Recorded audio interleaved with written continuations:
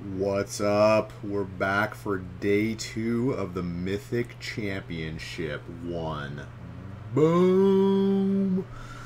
I'm fairly excited to see what decks are going to make in the top 8. I mean, I know it's got limited also, but the standard deck, you know, it's 10 rounds of standard, so it's a very big component of getting into the top 8 is your constructed deck, but I mean, it's also the limited. It's hard to gauge like what standard decks are good based off the 6 limited rounds also introduced, but dude, let's fucking get in it. Let's get in it. Day 2, round number 12. Let's go. Let's go.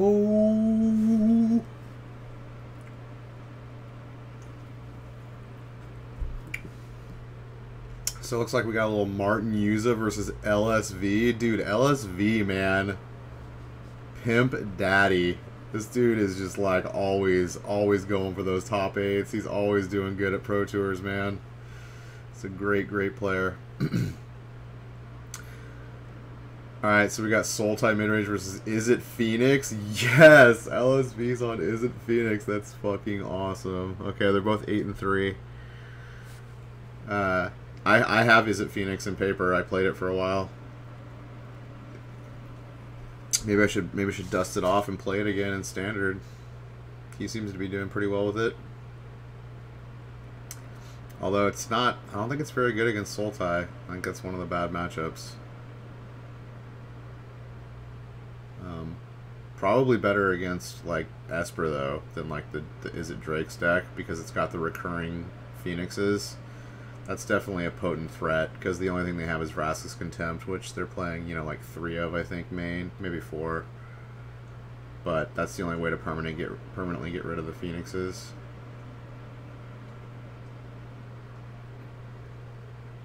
Ooh, getting rid of your Llanowar Elf.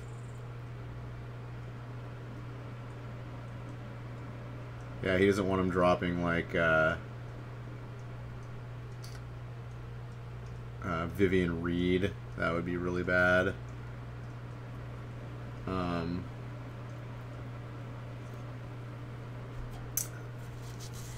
Dude, getting those Phoenix back. I wonder if this version has Goblin Electromancer. It looks like this one doesn't have a Goblin Electromancer. Maybe it does. It very well could. We just haven't seen it.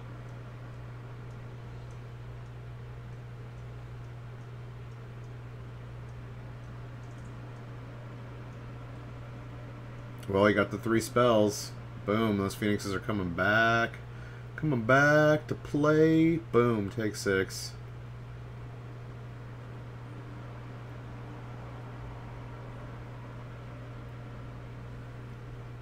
Alright, he's casting one down, but that's not going to keep it down.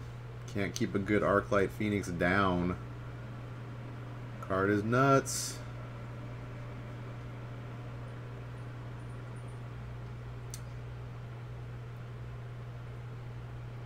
LSP is so funny.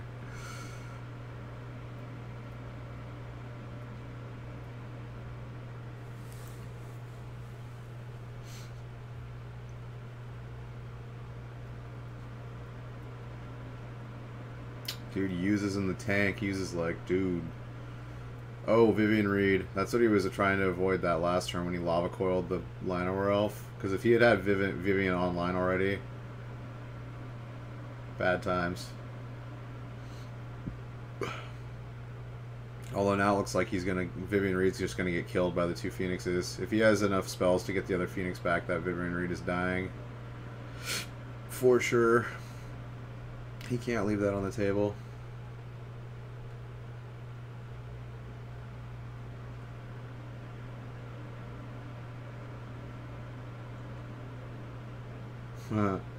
They look to be good friends. Hughes is a good guy too. He's funny.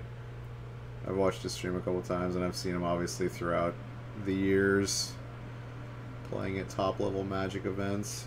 Seems like a good guy.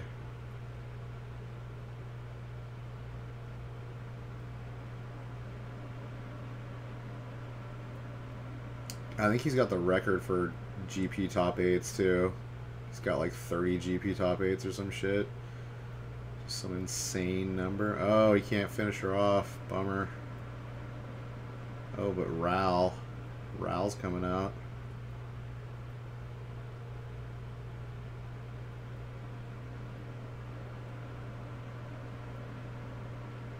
This deck gets a little clunky, like some of the... Because you've got some high costs on cards in Is It Phoenix, so like sometimes if you just draw a bunch of them, it ends up getting clunky. Like he's got 2 Crackling Drakes in his hand, which are not ideal right now, because Vivian can just kill one outright at -3. And we can't forget about his life total. He's already at 12, so like, I mean, those things, he's cracking him for 3 every turn.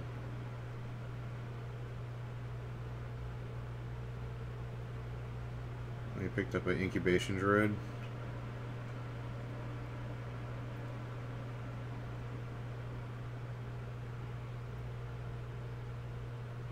Little Jade Light. Yeah, he's just gonna flood the board with creatures.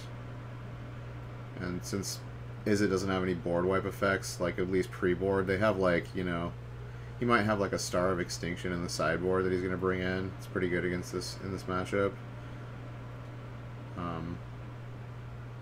But like Fiery Cannonade's not great. I mean, it would be great on this board right here, but a lot of times the toughnesses are greater than 2 for this deck.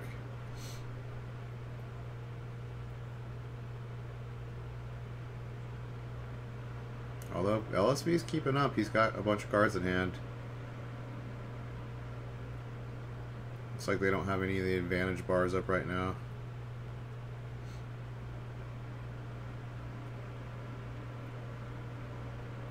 Oh shit, another Phoenix.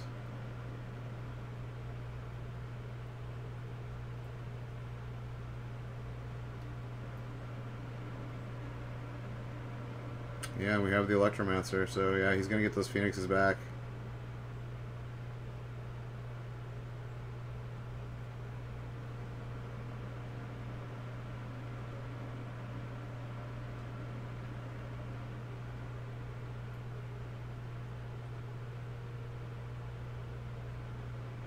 Looks like Vivian's gonna die.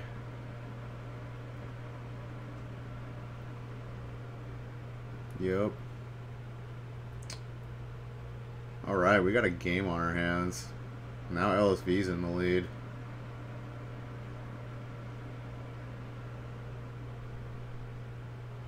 Of course, once the Crassuses start coming out,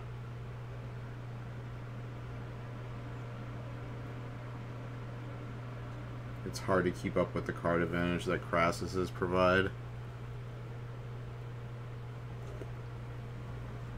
Oh, did he have an Entrancing Melody in his hand? Is he playing Entrancing Melody main deck? That would be interesting.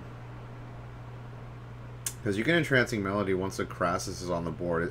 It's only 2 cost. So with an Electromancer out, it's only 3 mana to Entrancing Melody a Crassus, which is pretty bonkers.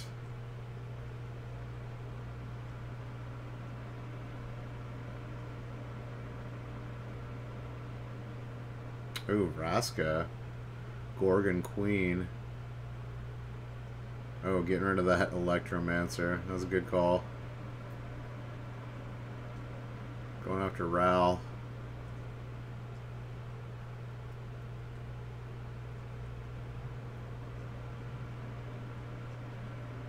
Oh, boom. Dude, LSV. LSV, dude. Get it done.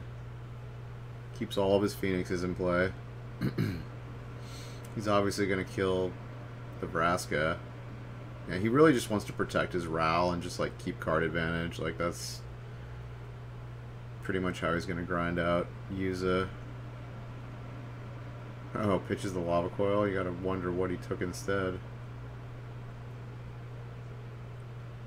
I think he might have taken a Shock instead. Yeah, he took a Shock instead. On this board, a Shock is just better than a Lava Coil. We're going to play Crackling Drake. Yeah, draw a card. Oh, Phoenix number 4. Gross.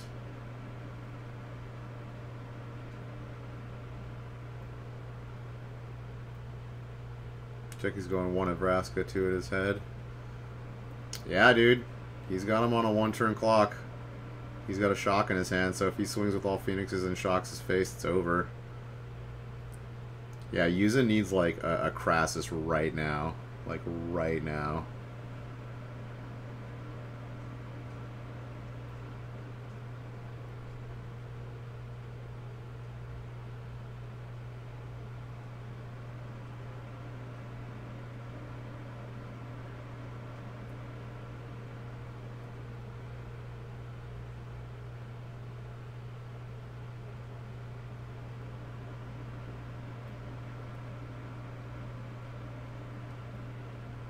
Boom, scoops it up.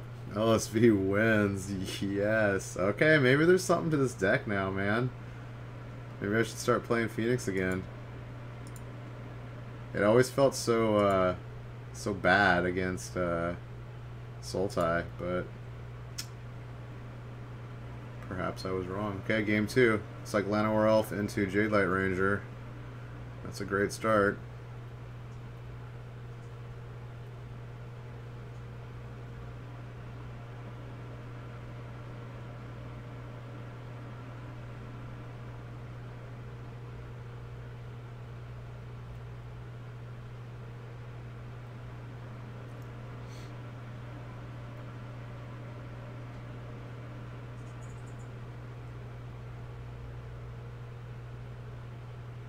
Electromancer turn 2, that's a good play. If he doesn't remove the Electromancer, he can get something going here. Get something going. Looks like he's got 2 Beacon Bolts in hand, another Electromancer, Chart a Course, Crackling Drake, and maybe a Negate. Oh no, it's an Entrancing Melody. Yeah, he can entrance something next turn. Yeah. He needs that Electromancer to stay alive. Uh-oh. That's bad. So maybe he'll take the Llanowar Elf. If he has another mana, he's gonna take the Llanowar Elf. Oh, bummer, he doesn't have another mana.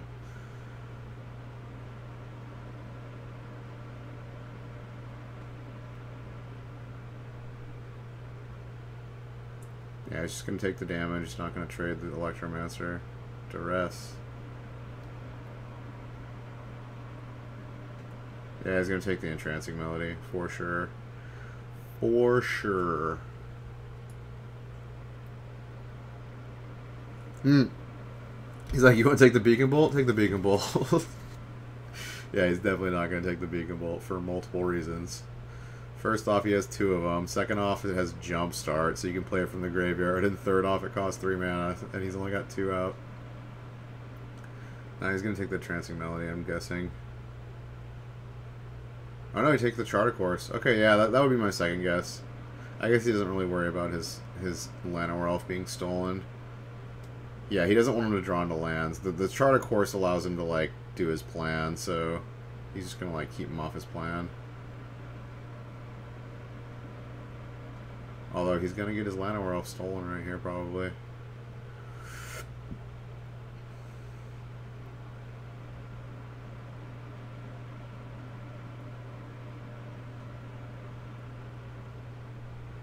Or maybe just play another Electromancer, who knows? Oh, he radical idea'd. Yeah, he's trying to get lands. He's definitely trying to find land. Yeah, he's not finding land.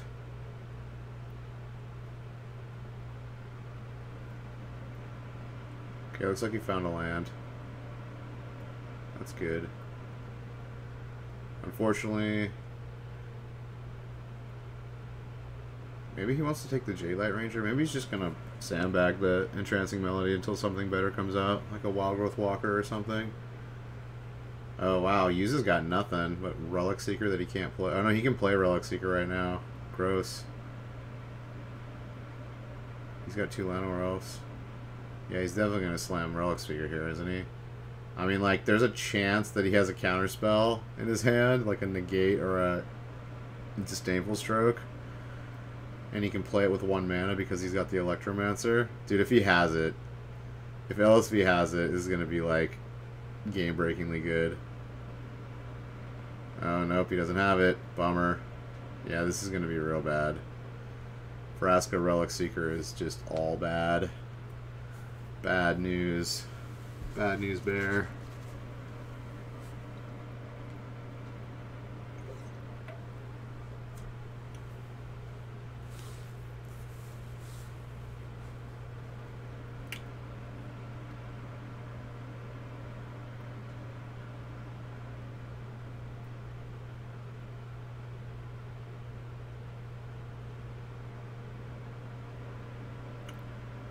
Yeah, he's gonna have a rough time getting out of this.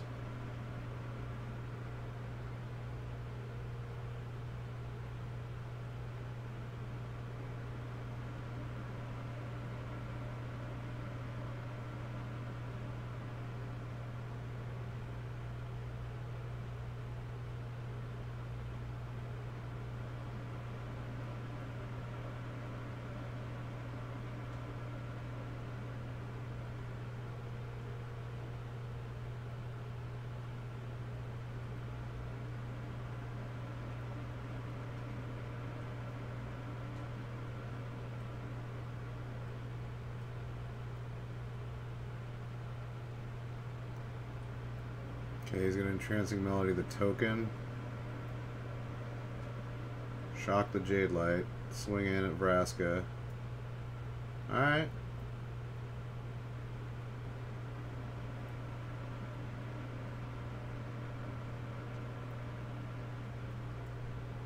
I mean, Yuza's just gonna keep pumping out tokens, I assume.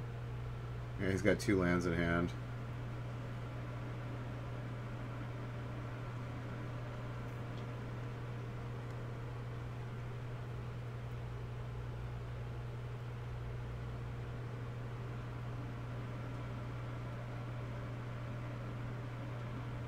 Is that another Entrancing Melody?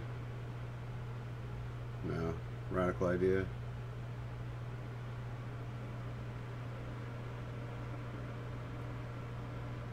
Ooh, if he gets this Phoenix into play. Oh, he's gonna do it. He can play the Beacon Bolt now. Gross. So good. So good. Beacon Bolt.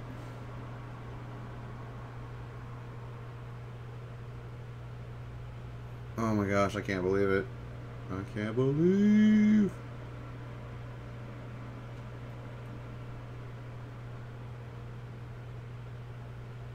Dude, he's gonna team block. Yeah. Vraska's his only resource. If he draws another land here, he might be dead. He drew another land. Dude, is LSV just gonna clean sweep the freaking Sultai deck with Arclight with Phoenix? Ooh.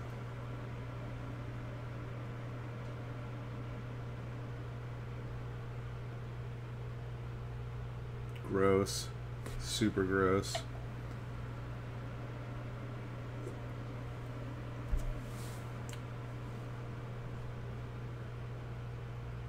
He's into Crackling Drake? Oh, he's firmly ahead now.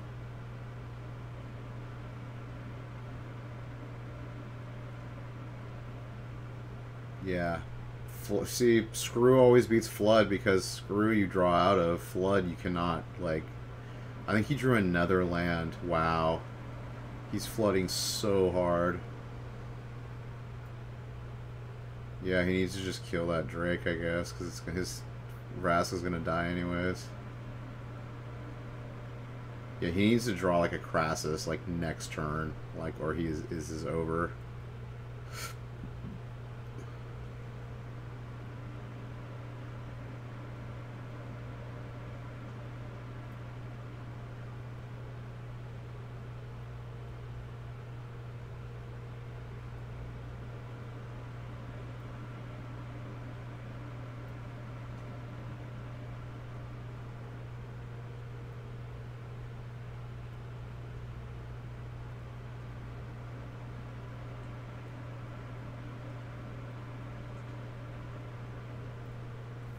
Wow. He's gonna get another Phoenix into play. Gross.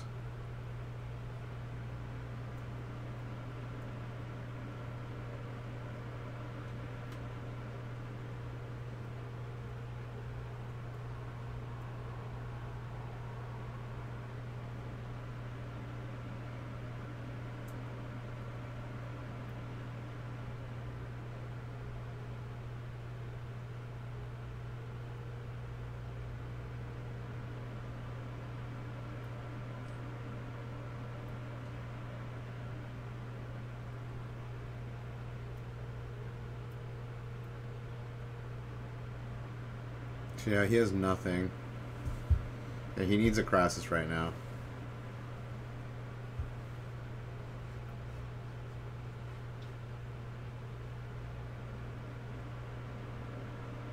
Oh, he got a Crassus. Boom. That is exactly what he needed. Exactly. Exactly.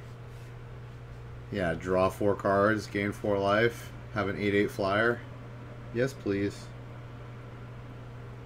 Although, I think he might... Beacon Bolt might be good enough to kill 8/8 if he's got 8 instant sorceries.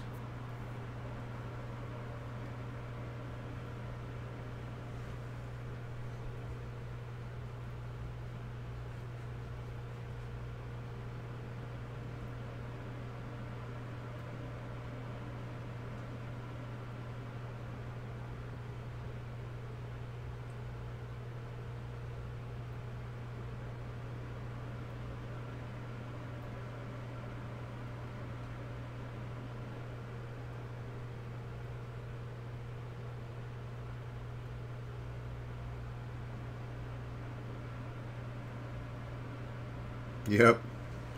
He's got enough. Even after jump starting 2 cards, he has enough. Dang, he just clears his board.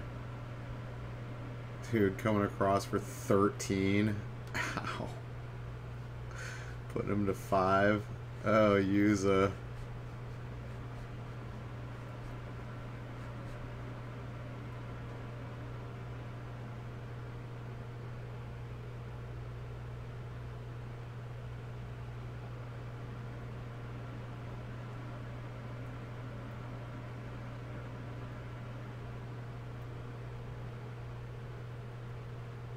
Okay, he can Crawl Harpooner one of the Phoenixes, cast down one of the Phoenixes, but then he only has 1 blocker, so I think he's just dead on board right here.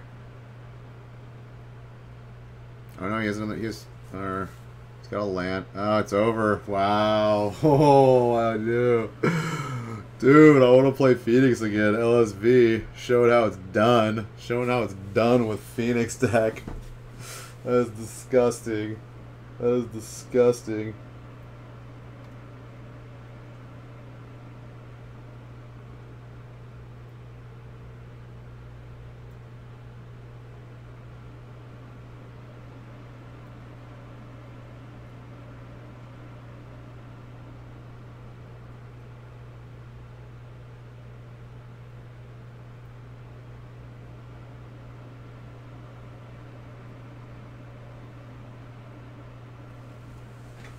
Alright, this looks like it's what? Reed Duke versus Marcio Carvalho. And Reed Duke's got the first game.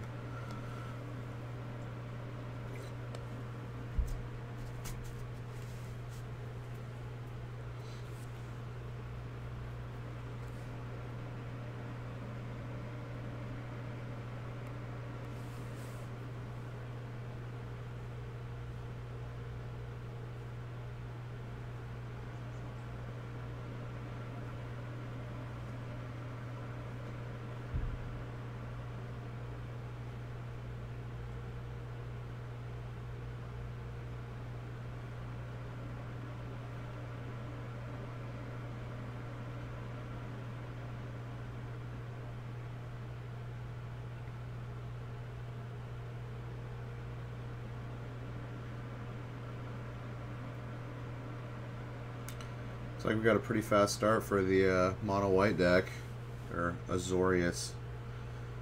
It's basically white with a little bit of blue splash, just for like deputive detention.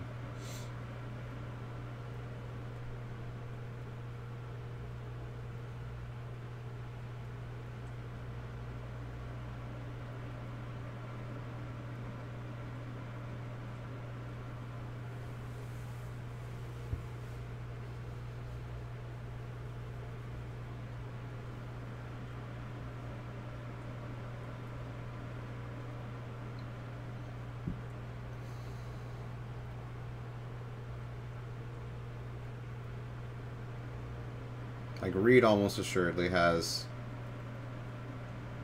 counter magic. So Carvalho might hold back on that. Okay, well now he can't Wizard's Retort, so maybe he will throw out.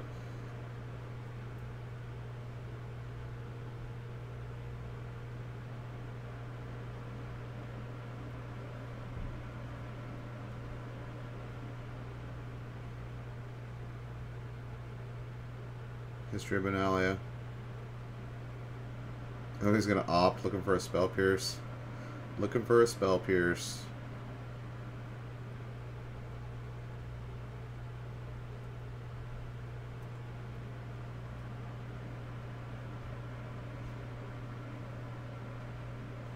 Okay, that's really good for him. He really needed that to land. And now he's gonna play the Snubhorn or Snubnose. Doesn't quite have the City's Blessing. He'll have it next turn though.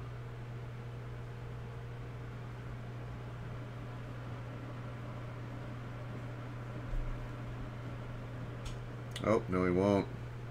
Boom, Exclusion Mage. Bounce that shit.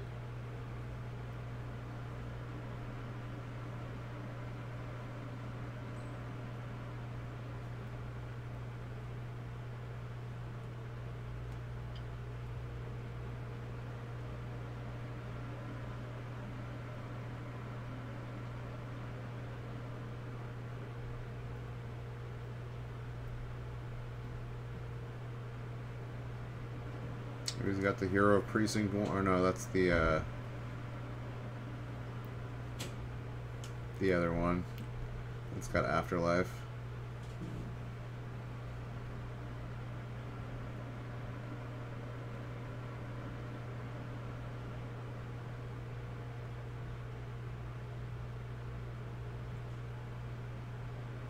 Yeah, Marcio's pretty far ahead. He's probably got this one.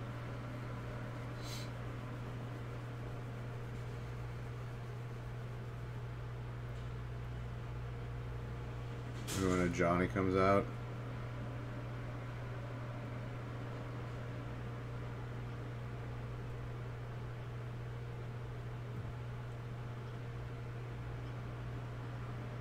Yeah, make some 4/4s. Yeah, I think this is over.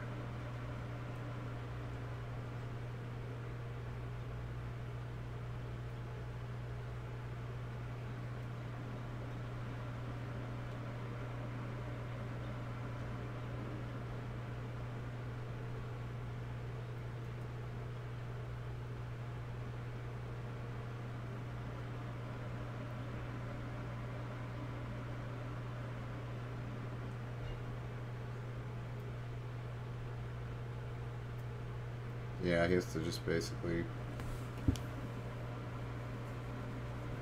trade off his board just so he can live.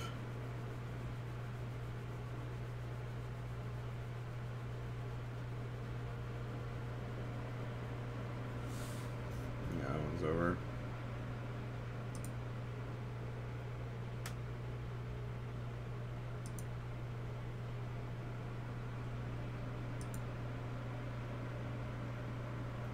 Who, the one-lander?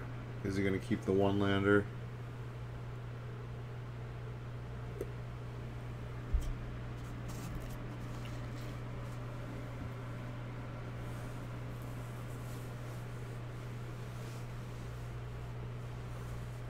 Nope, he's not keeping it.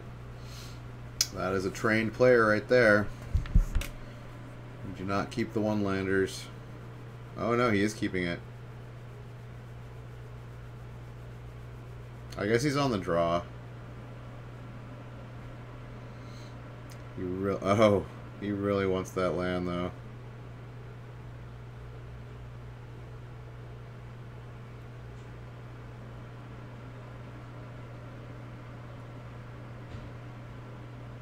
Oh, he gets it. So good. And it's got the blue splash too.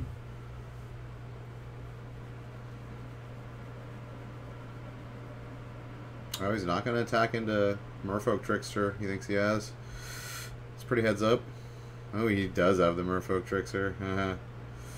Yes. You can pretty much assume that they've got one when they pass with 2 mana up, because the deck has a bunch of low-cost creatures.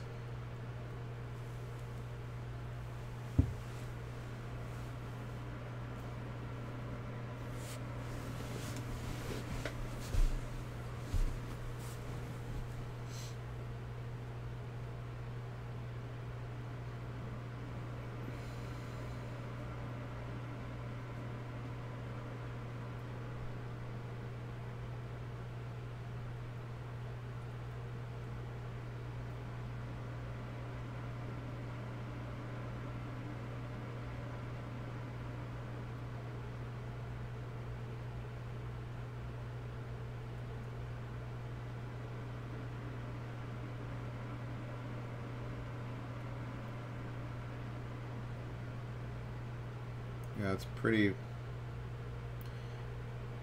obvious play. I don't know why you waited so long to do that.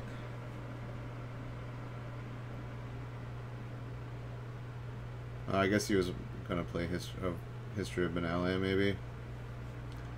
Nah, I think you got to take care of their creatures when they're tapped out. When you can, you got to mitigate their creatures definitely, because once their plan is on the table, you're not stopping them.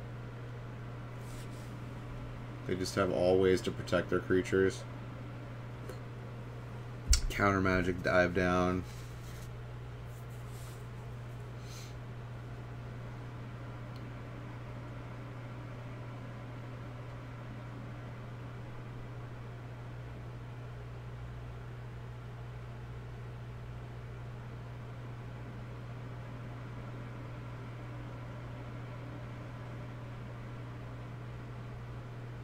Yes, he's got the... Oh, those are foreign planes. Those aren't beta planes.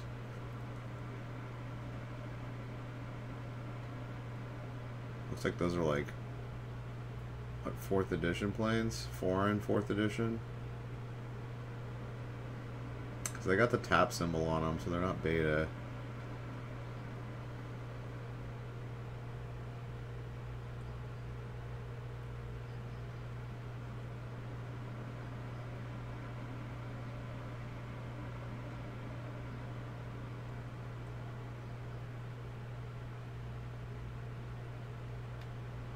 Oh, Entrancing Melody. Good card.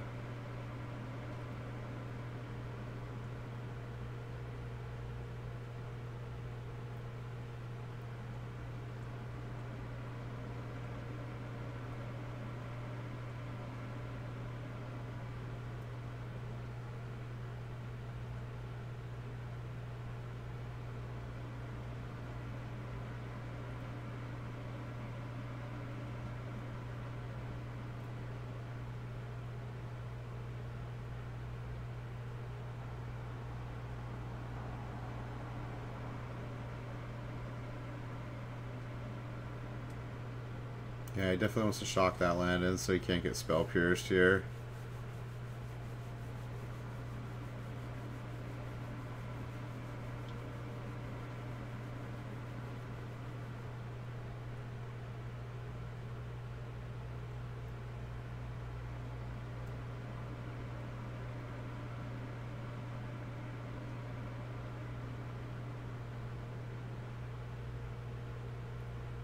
Plays the Loxodon.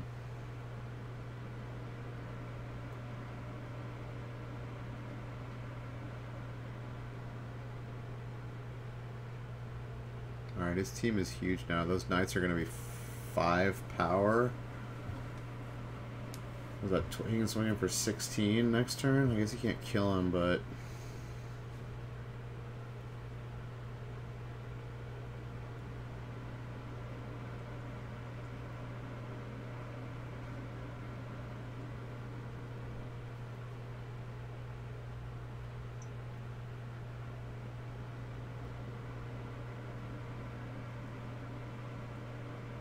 Looks like he's just swinging for 1. Yeah.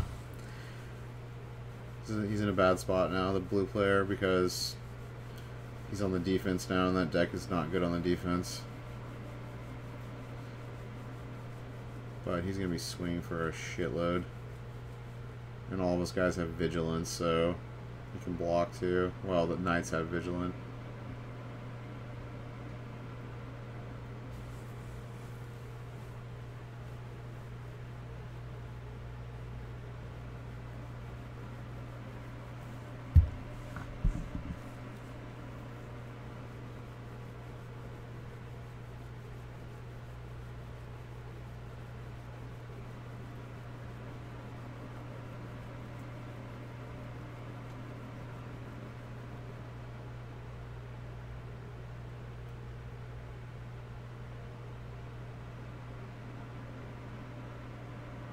Okay, he's going to Wizardry toward the Baffling End.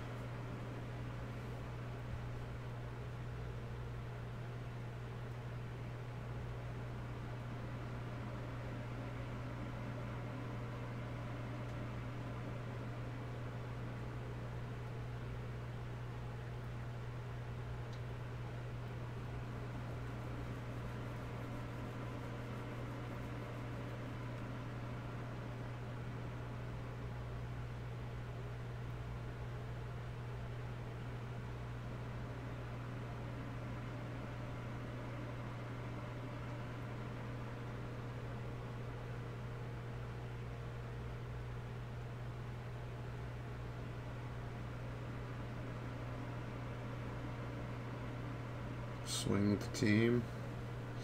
Yeah, those knights are 5/4s. This is going to be bad. It's probably just going to take the 10 damage there. Or maybe chump block one of them, kill the vampire. Take 9.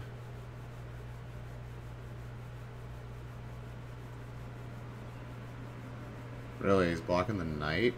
He's team blocking the knight? That's weird. Maybe because they have vigilance.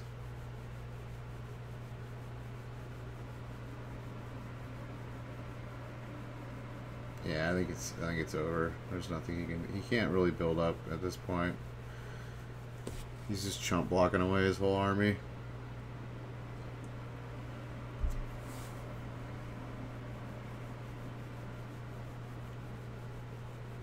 Yeah, he had all creature counter spells in his hand, essence capture. When he needed the counters for the History of Benalia.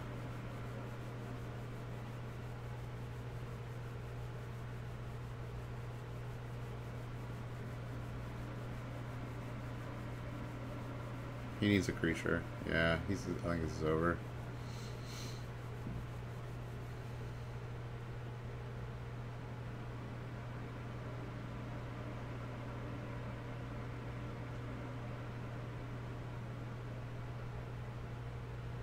Yep, GG. Reed Duke falls to 10-2. Still respectable. He's still definitely could make the top 8. I think you only need like 10-4 to make the top 8. So I think he might just be locked for it. Maybe he wants to try to get that 11th win. But I think some number of 10-4s always make it in, if not all of them, depending on how big the Pro Tour is.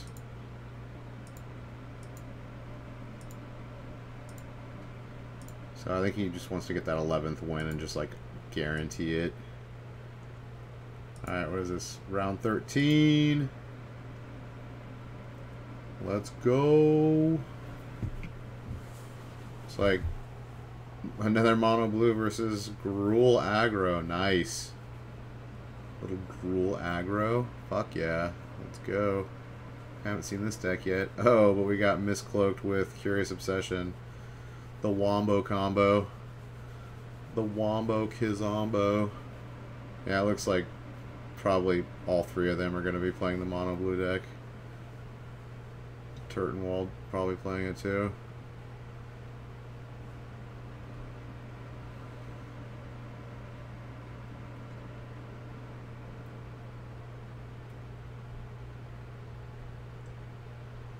Oh, light up the stage, so good.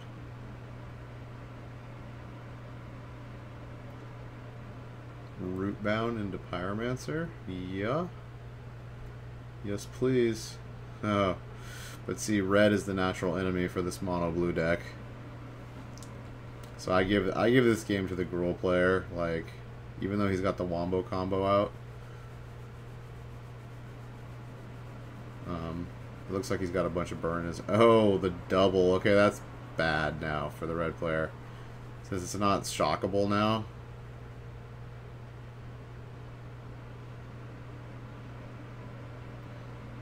Yeah, he's got to have a dive down in his hand. I would be very surprised. Yeah, he's got a dive down.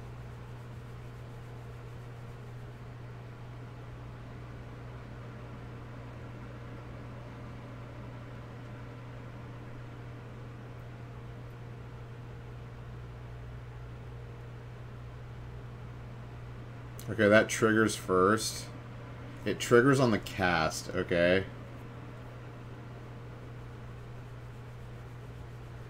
So now he can get 3 mana off of the Steam Can and probably kill the Mistcloaked Herald, which is going to be very, very, very strong. He's blocking it.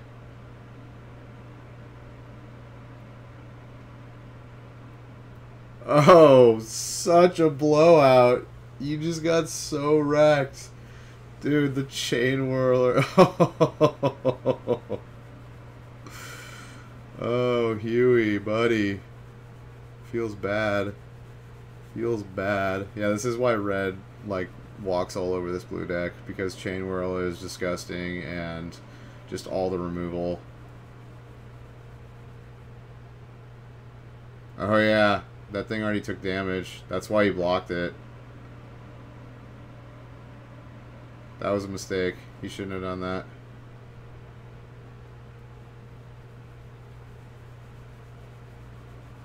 Yeah, he just gave up his Steamkin just so he could play a Pyromancer.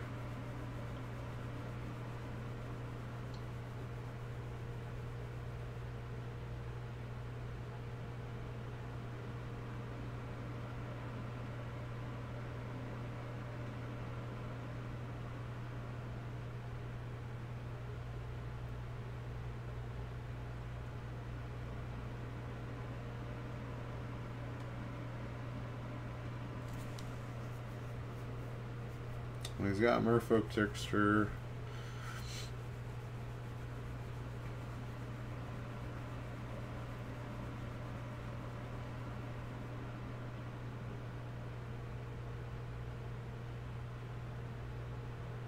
And he's got Experimental Frenzy in hand too. Gross.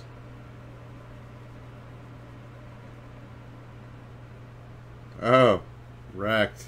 Jebaited. Jebaited. Yeah, I don't think the blue player can win now. He's got a Counterspell and a Curious Obsession in hand. Yeah. He's over. He's over. Yeah, he's just going to Lightning Strike your face. Oh, Wizard's Retort. Oh, he's going to play Experimental Frenzy. Gross. Yeah, he should have played it pre-combat. Always play the Experimental Frenzy pre-combat because you can get haste creatures. Actually, I don't know if his deck is playing haste creatures. It could be. It looks like he's just playing mono red with like a green splash. I don't know what he's splashing green for. Maybe Cinder Vines. That might be why he's splashing green. That card's super powerful against control. Like super duper powerful.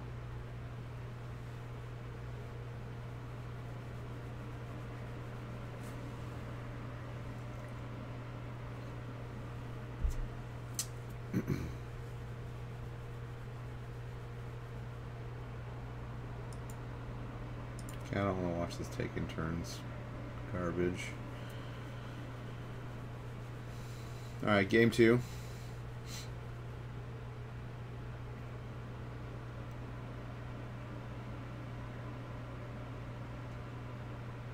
Yeah, he's just going to kill all of his creatures.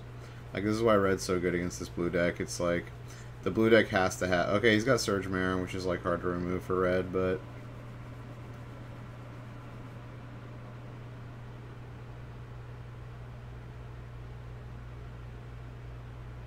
Does he have the Curious Obsession? No, he doesn't.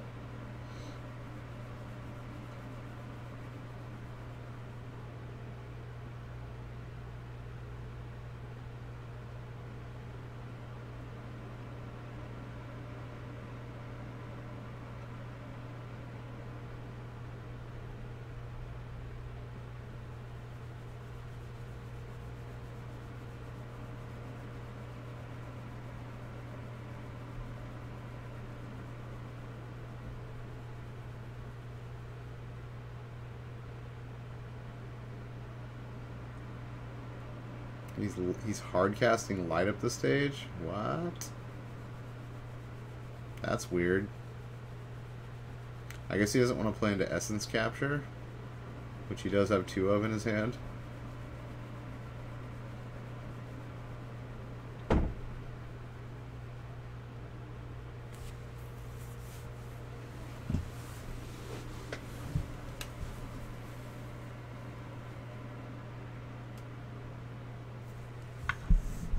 Yeah, here he definitely wants more land.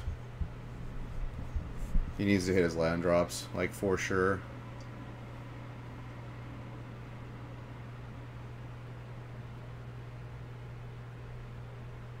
Oh, he Merfolk Trickstered him on his upkeep.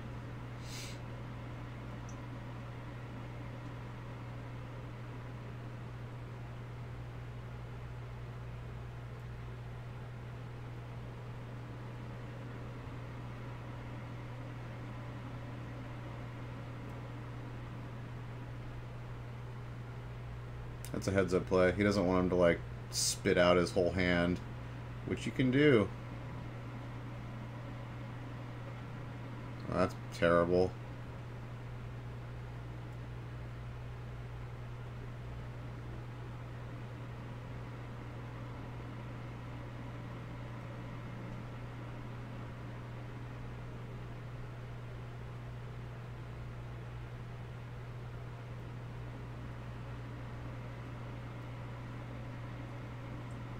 Alright, he picks up the land, that's good.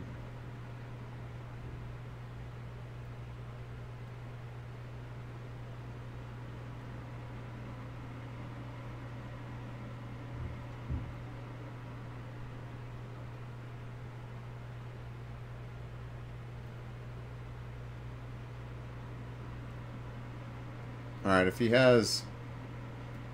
Wait, what is he doing? Okay, I guess that works. He's thinking if he'll block with the Surge Mirror first. I would have just killed... Yeah, he needs to hit the Surge Mirror and then... He needs to 2-spell it. Like, that Surge Mirror is going to be, like, a rock for him. If he can get that Surge Mirror off the table, like... It'll be very good. Yeah.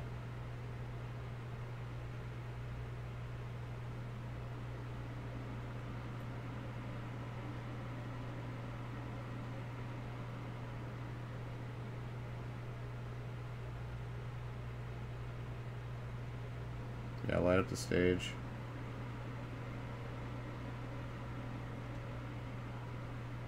Yeah, this is the power of Steamkin. It's just bonkers.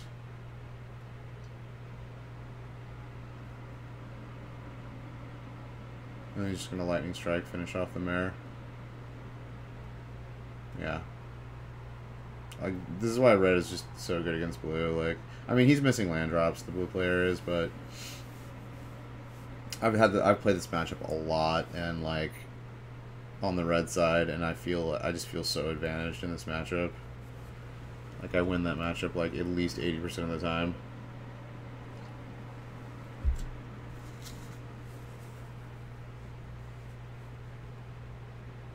Yeah, he's basically just like trying to shut off his Steamkin every turn, and it's not really doing anything. I mean, it's stopping him for like one turn, but it's just prolonging. He's not really changing the board.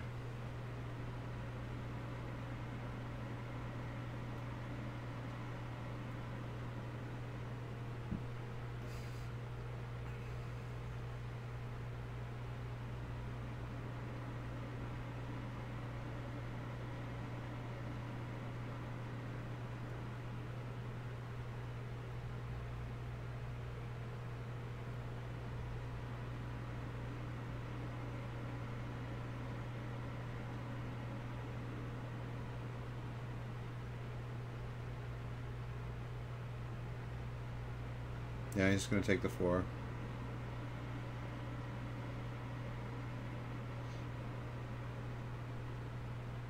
Oh yeah, the Surge Mirror got lava coiled, so it's exiled.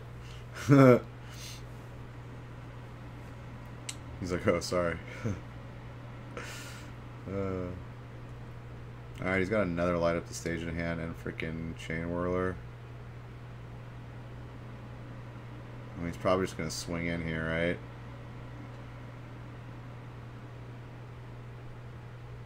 Oh no, he's playing Chain Whirler. Okay, he's gonna get Essence captured. That's fine, he's still gonna get 2... Yeah, this is gonna be disgusting. Oh, he can't light up the stage now, actually. He's gonna have to attack first, which is fine.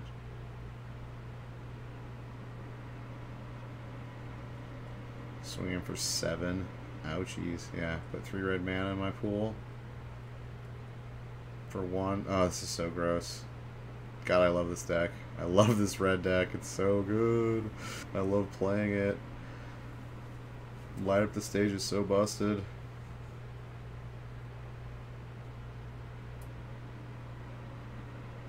So yeah, he's going to play Pyromancer now.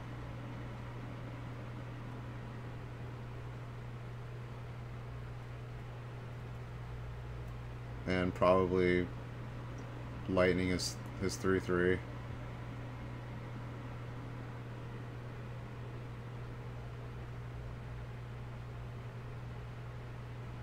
Yeah, it really sucks because Jensen's got 2 Entrancing Melodies in his hand, and he can't use either of them because he has no mana. Yeah. Just super unfortunate. Like, he would love to take those Steamkin.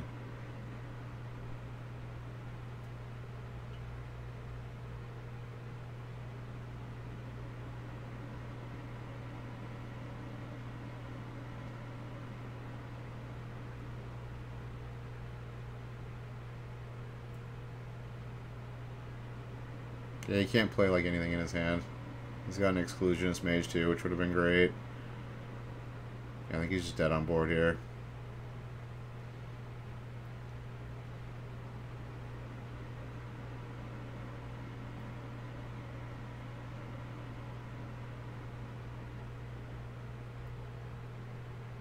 Oh, he's got a Terramander, actually, so he's not dead on board. He has to chump block both.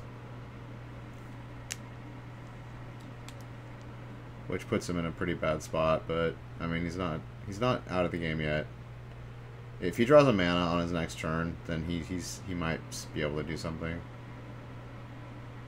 Oh, it's over. Or no, he's gonna... Yep. And then now he has to chump block both. It's probably over now. The Chain Whirler kind of sealed it. Yeah. Didn't even draw a third land. Bummer. Bummer. Marcio. Carvalho.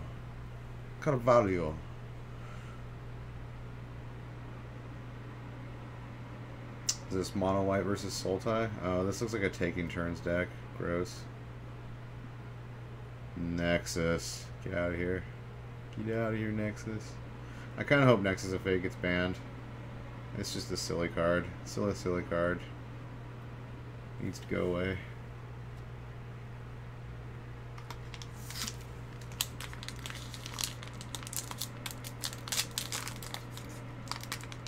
Wow, he's playing that Archer?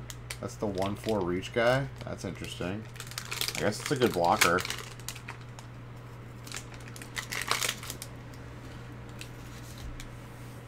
Good against these aggro decks. Yeah, I can block a Adonto Vanguard. That's pretty good.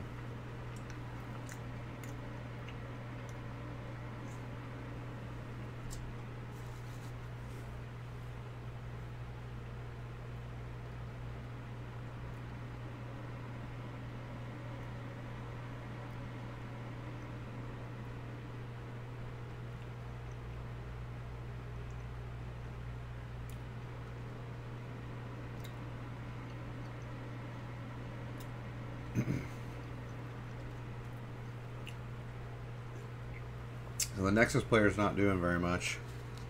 Like, mono white's pretty good against Nexus, so...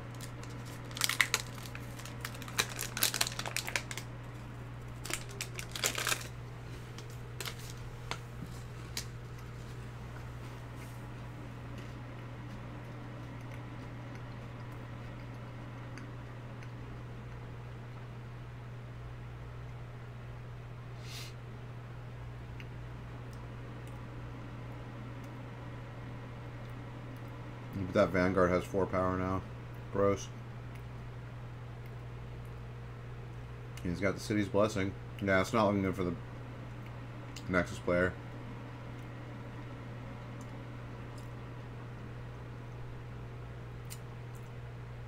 Oh yeah, it kills Sky March. Wow. I guess those things are pretty good. They totally fight something with flying, right? I think that's what their ETB is. Or they deal 1 damage to something with flying, I think. And they're 1/4s with reach. Yeah, those things are not bad, actually. They kill Terramanders, they kill Sky Marches. They kill Storm Tamers. Yeah, these are all meta cards for the mono blue deck, like, for sure.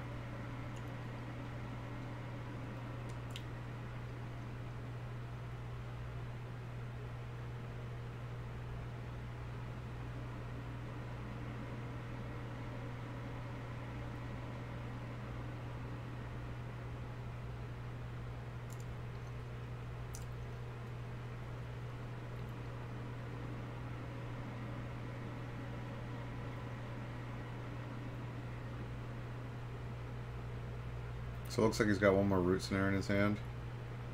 Oh, Dunsky. Negated. Boom. Marcio's in. Marcio's in. Or 12 and 4. Yeah, that's the magic number. Not 10 and 4. There's 16 rounds. So 12 and 4. Marcio's in the top 8. That's why he just slapped his hand. Boom. Got there. So happy. Top 8 that PT.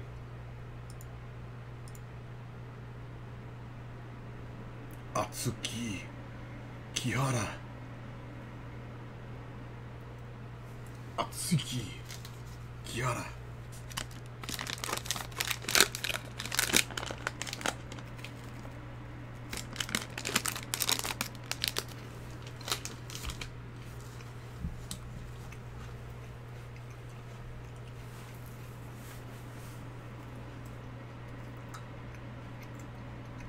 Yeah, Oliver Zamaiko has the same sleeves as, oh, maybe they're all on the same team, Legion. Maybe they're all using those unicorn sleeves. Huh. Whoa, look at this guy, dude. Atsuki Kihara. Dude, he looks like a fucking character out of Final Fantasy. Holy shit.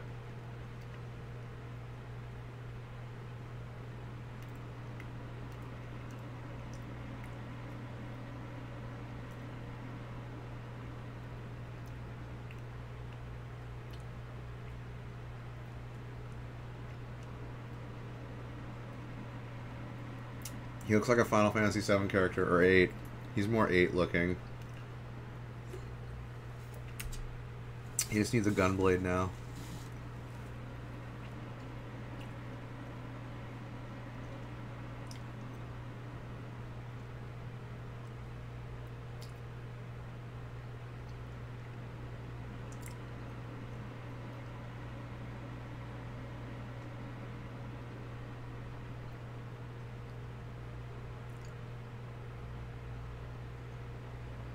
Crawl Harpooner, so good. So good.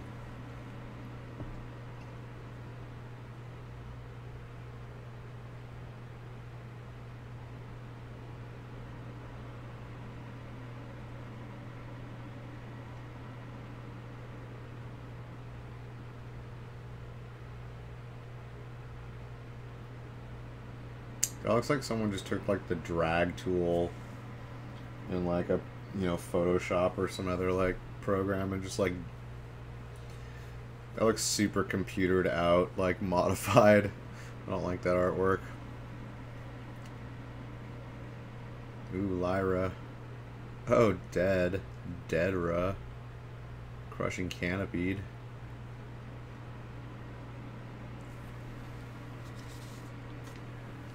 And he's got the namesake of the dead. Well, one of the namesakes.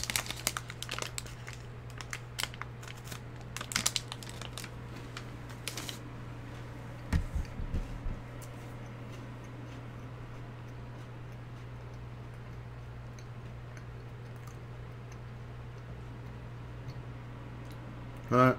Teferi or Thief of Sanity, that's a tough call.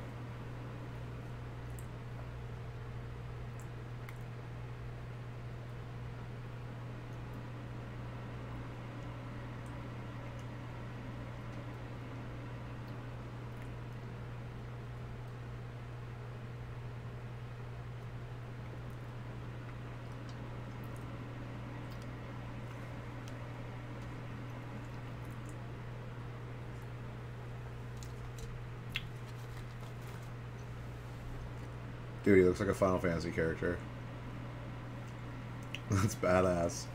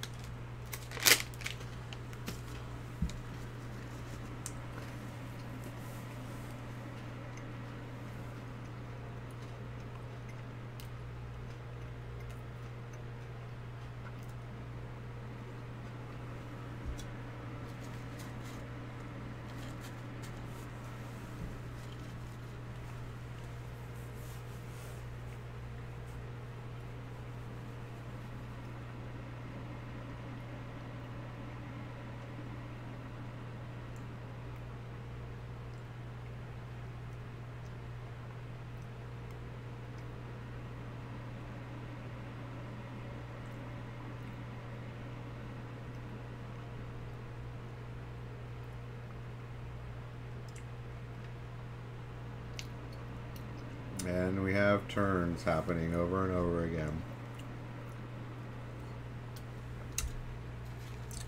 This is called a solitaire deck. It plays with itself.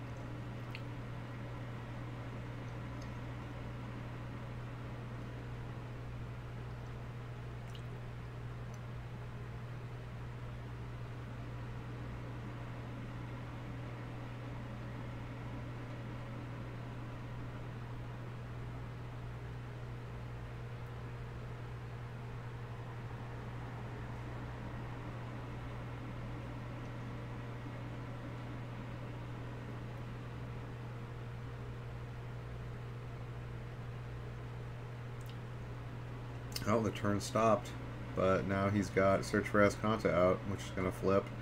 So he's pretty much really close to just taking infinite turns.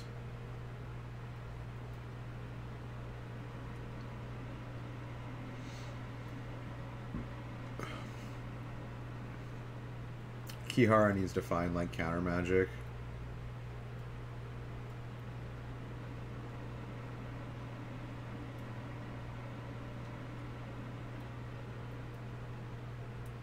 Oh, he's getting rid of Search. Okay, that's a heads up play. That's definitely like they need a way to like get Nexus of Fate back, and that's one of the ways they get it back. So that's a good call. It's a heads up play.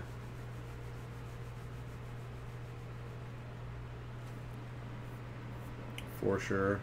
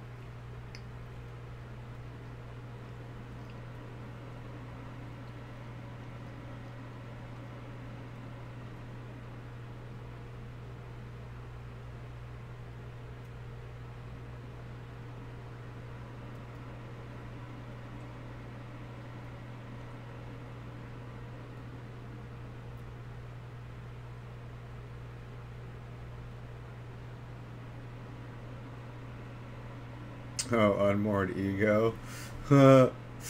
I choose Nexus of Fate. You lose. If he gets that Unmoored Ego back next turn.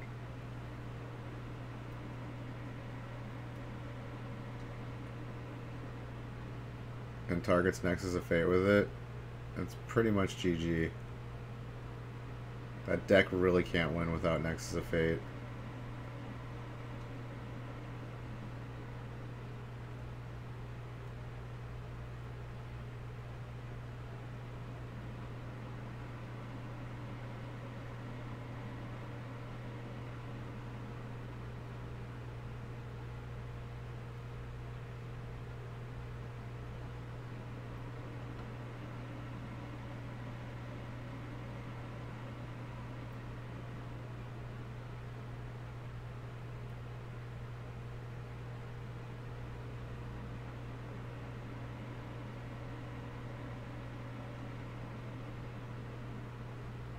Die, Nexus of Fated. Yes. That's hilarious. Wow, now he's gonna get Unmoored Ego back and call Nexus of Fate. Sick. Sick moves, bruh.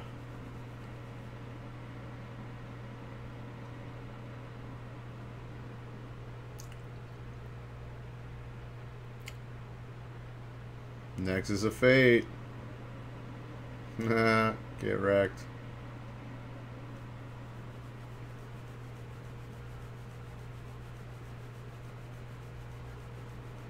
Like, you can't win, Tomiko.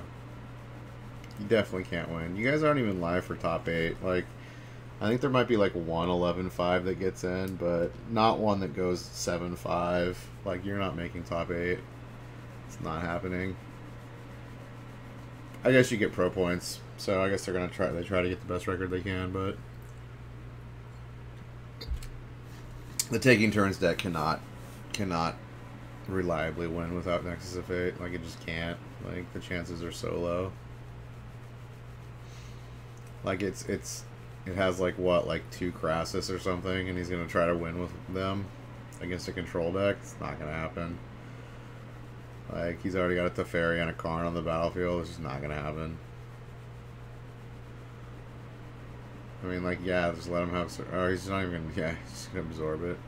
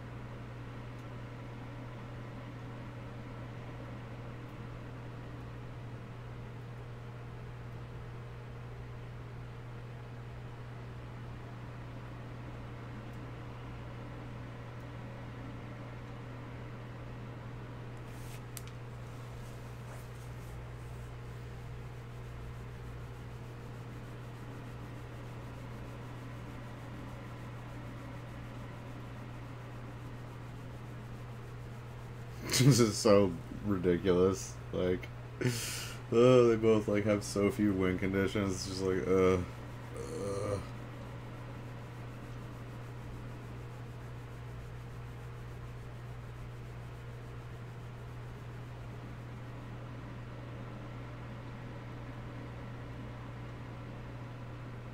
Alright, he's got Lyra's. Okay, that's fast.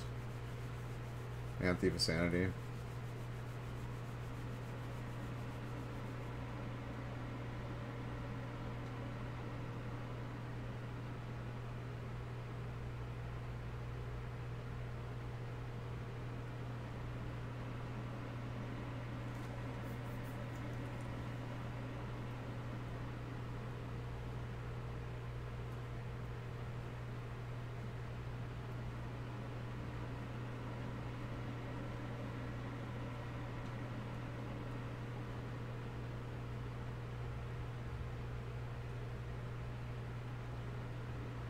Yeah.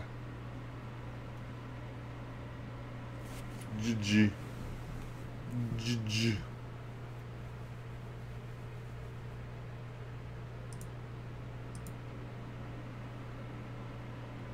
I need to check this. Am I?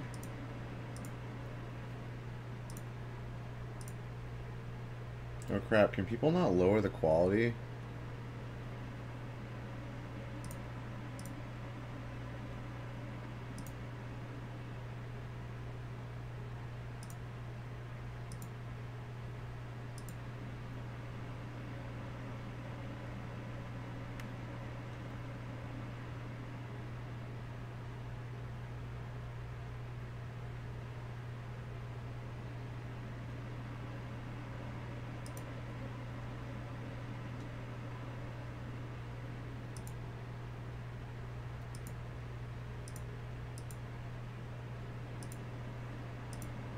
Okay, I guess I should be broadcasting at a lower bit rate. I guess you have to be a partner before you can actually get the thing.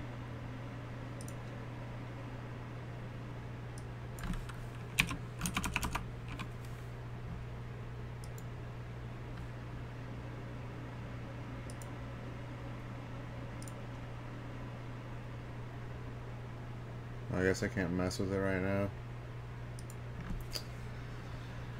Okay, I guess we'll finish the stream at 6,000 bit rate, but I think it might be too much if you can't turn it down. Some people won't be able to watch it.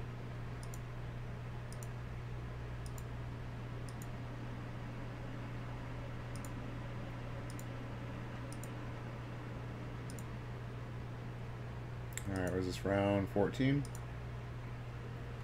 Round 14, Reed Duke versus Michael Bond. Michael Bond. And he's got the nut start. Miscloaked into Curious Obsession.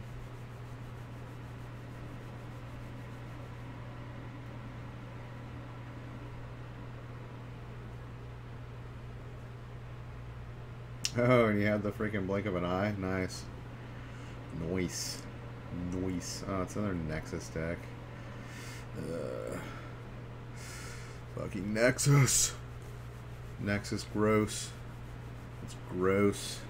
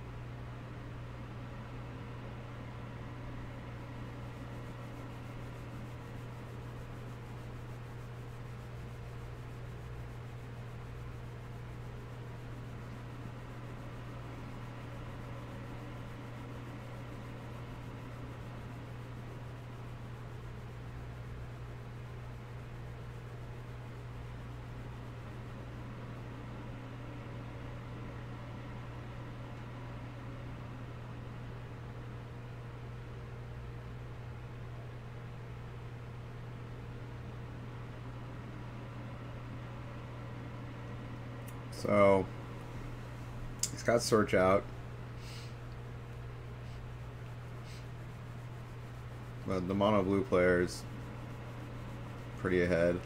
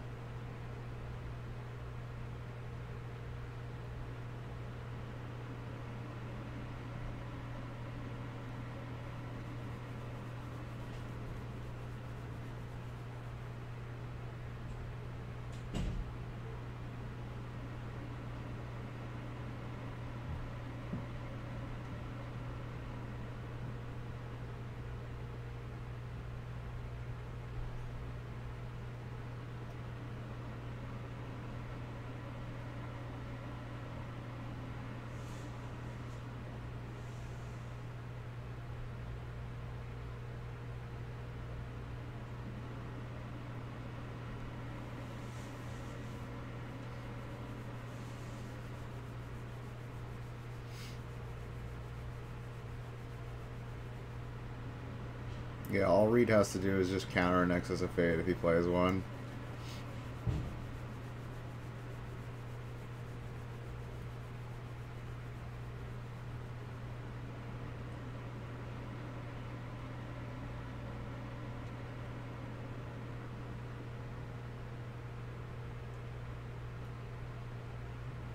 He's got the retort, so...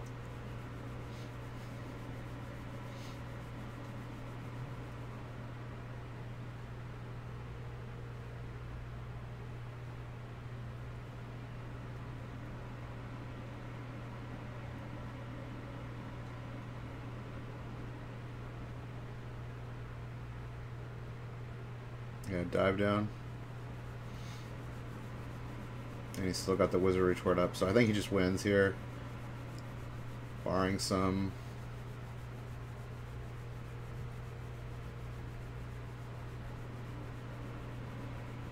Bond would have to have counter magic of his own, which he does not have.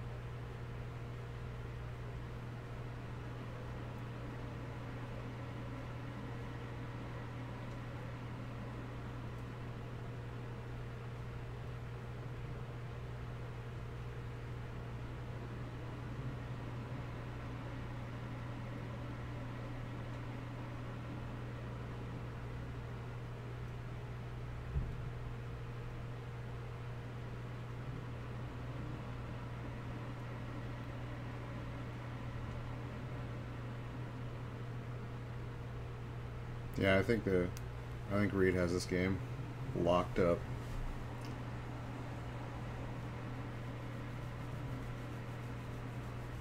He's probably just going to counter this, yeah. I think it's over now.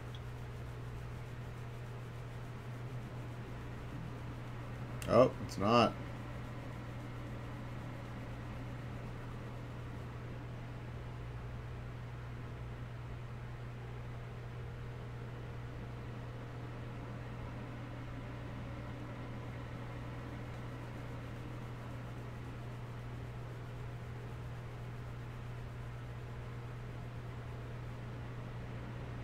Yeah, maybe he shouldn't have countered it.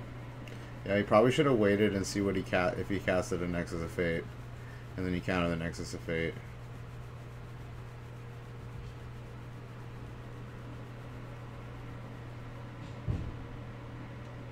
Although he might have still had 2 mana up.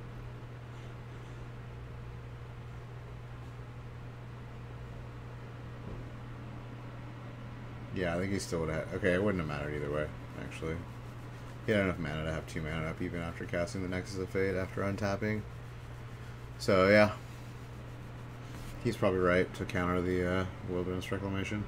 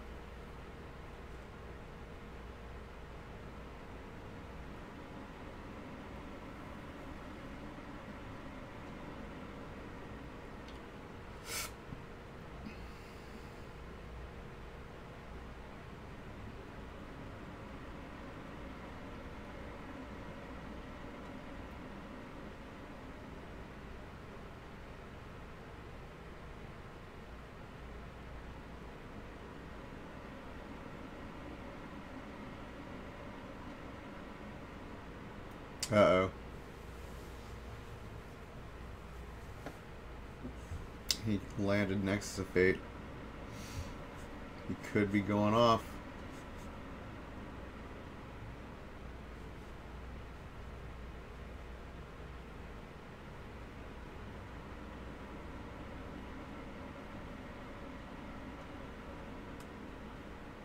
I wonder why they're having a judge shuffle.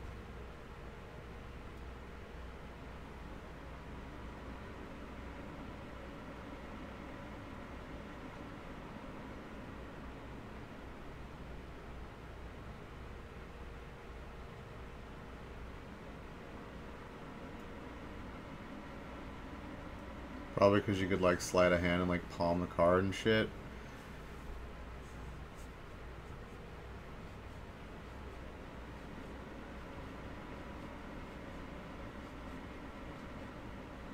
They're having a table. This is ridiculous. Like, ban the card already. Like, look how many problems this card makes, like, for the game. Like, whose bright idea was for it to be shuffled back into the freaking library? Like, that was a brilliant, brilliant deduction there.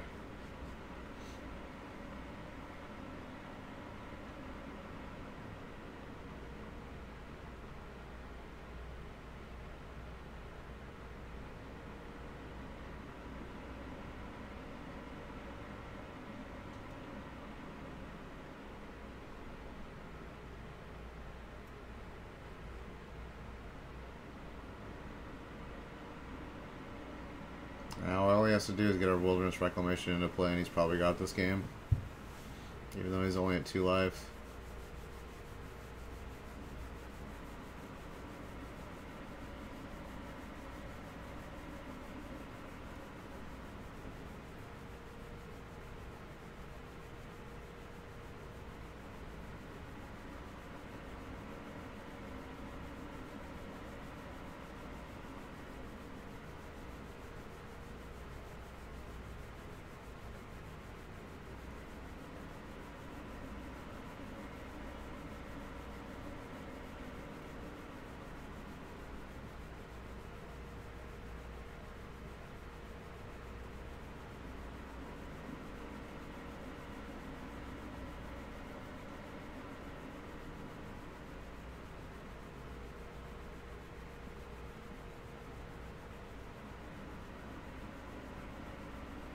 This could be infinite right here.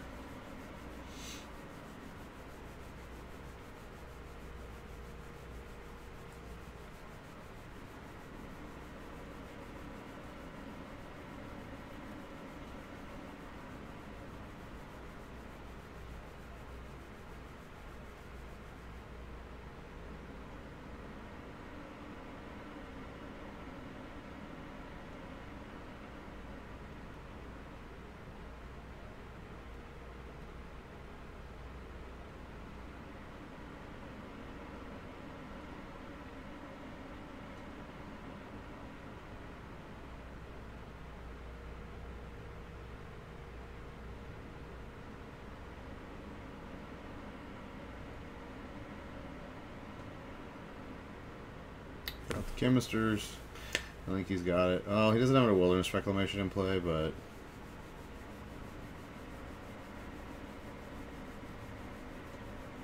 Oh, he lost. Get wrecked.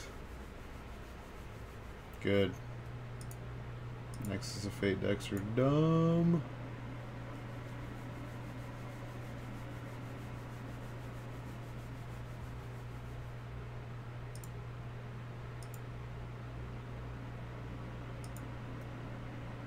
Alright, game 2.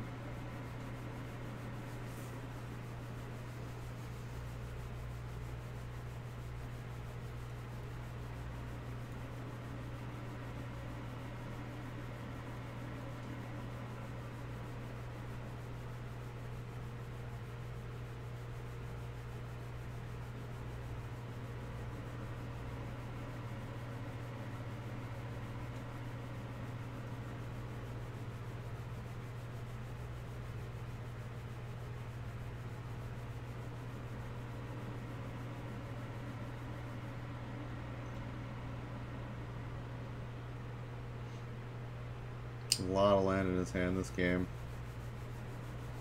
I mean, there's pretty much what he wants to do is just like have adequate pressure with his creatures on the board and be able to counter, like, you know, the key components of the deck, which is like, you know, Wilderness Reclamation, Teferi, Search for Esconto. Like, he doesn't want any of those to hit the table.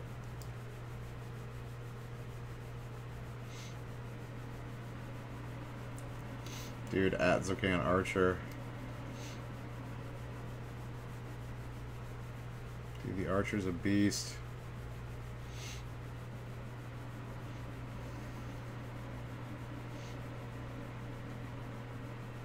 Alright, now he's got a pretty good clock on the board with the Tempest Chin. He's gonna blink it though.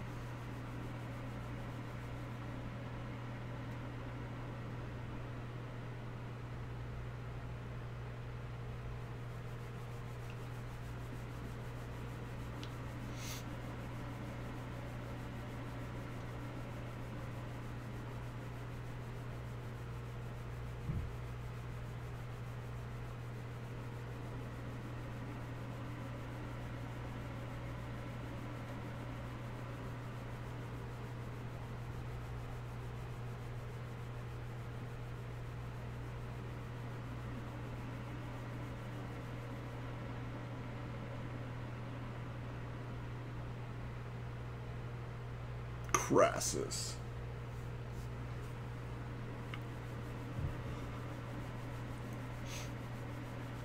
Does he have the Trancing Melody in hand? He's definitely going to take this Crassus. Definitely going to take this Crassus. Give me that Crassus. Give it here. Give it.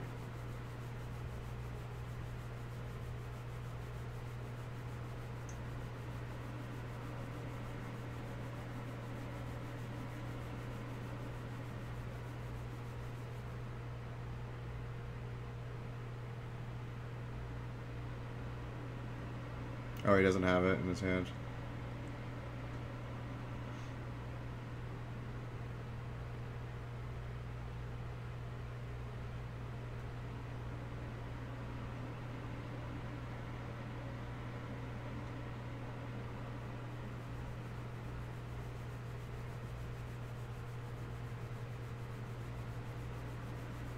Yeah, looks like he's flooding a little bit. Never want that to happen.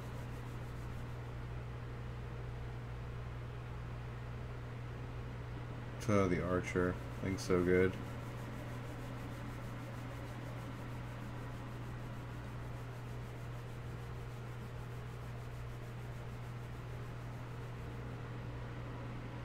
Oh, he's gonna retort it. Okay. Good call.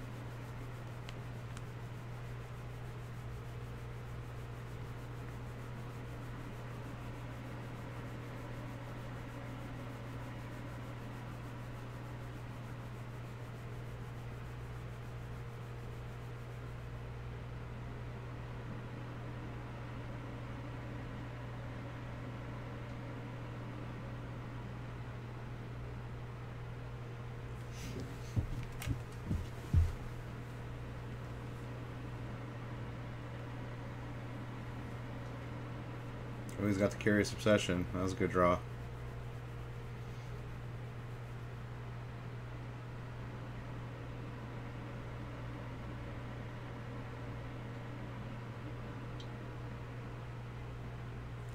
Did you draw a counter magic? Oh, Spell Pierce. Okay. Spell Pierce probably not getting better.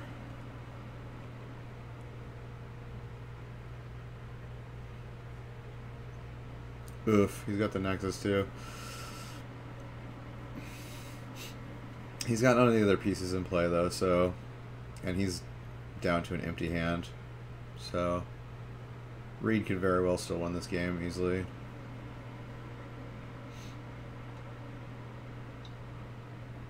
And if Reed wins this, then he's in the top 8.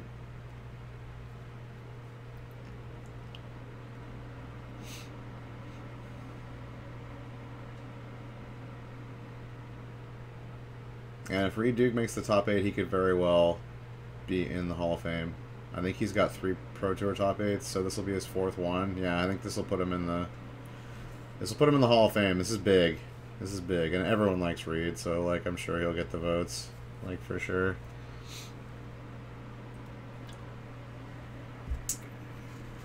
But 4 is kind of like the mandatory requirement for the Hall of Fame these days. Gotta have 4 Pro Tour top 8s, and I'm sure he has enough he has a bunch of Grand Prix top 8s too. So.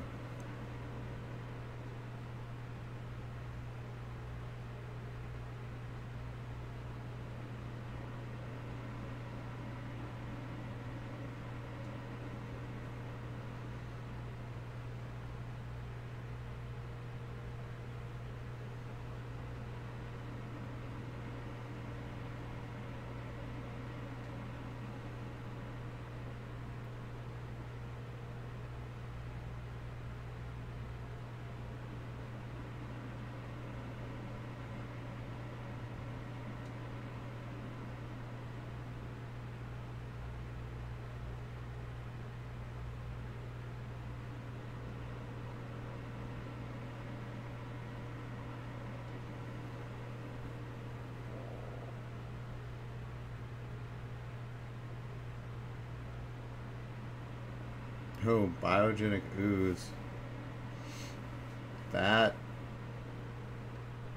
might put... Well, he's got all flyers, actually, and an unblockable, so I guess he can't block with those.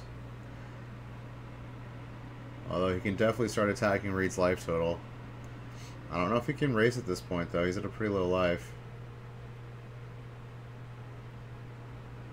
And he can adapt one of those Terramanders. So that's 5, 6, 7, 8, 9. He gets exactly 9 damage. Exactly 9. He can make a bunch of oozes, but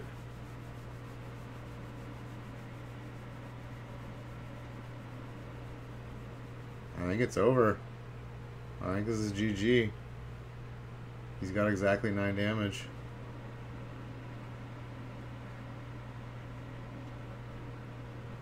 This is a big moment for Reed right here. This is a big moment. This is a huge moment. Top 8, Hall of Fame, all in this last swing. All he's got to do is pump a Terramander and turn him sideways.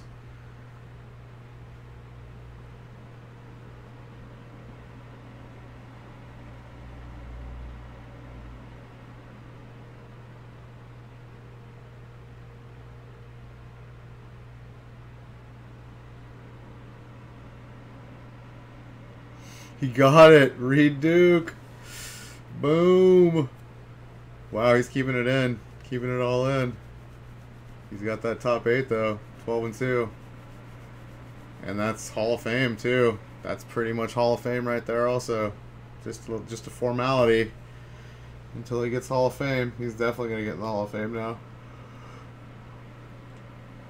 He was the last of the little Peach Garden Oath to get into the Hall of Fame. Get in there, Reed. Get in there.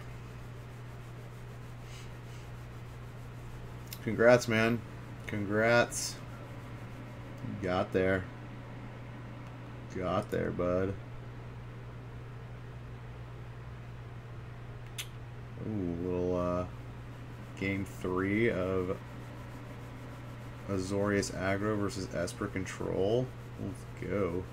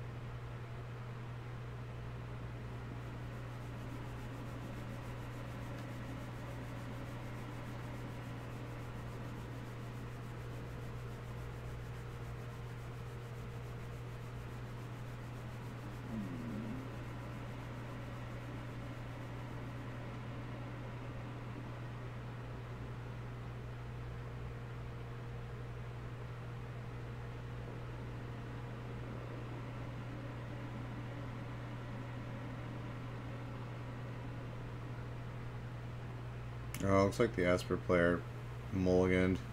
Yeah, he mulliganed really low. What is that? 1, 2, 3, 4, 5, 6, 7, 8, 9, 10, 11, 12, 13. Yeah, he must have mulliganed to like 4 or 5.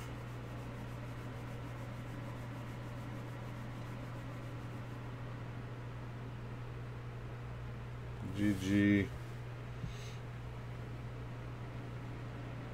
Dude, Carvalho's just like, I'm gonna go 13-1.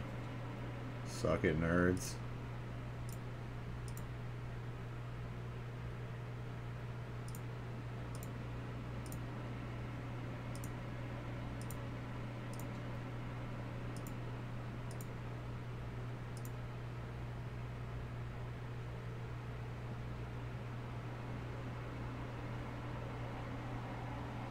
It's like mono blue versus Esper control.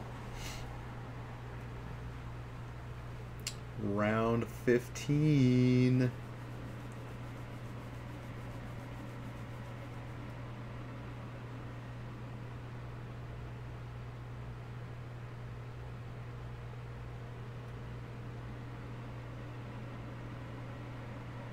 Ooh, no white mana. Got the Mortify, but no white mana. That's a big uh-oh. Now he's going to be able to protect that Jin. That Jin's got the shields up. Well, I guess he's only got a Spell Pierce.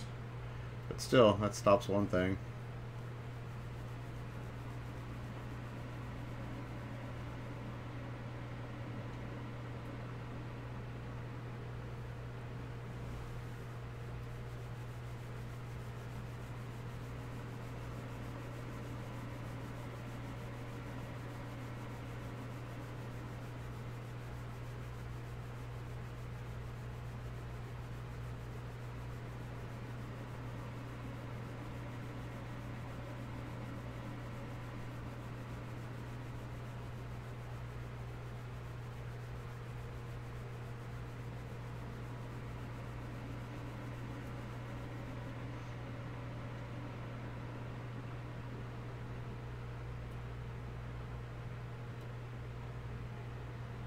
Ooh, not getting those land drops. This is bad. One more attack and he's dead. Dude, this blue deck, man. Gross.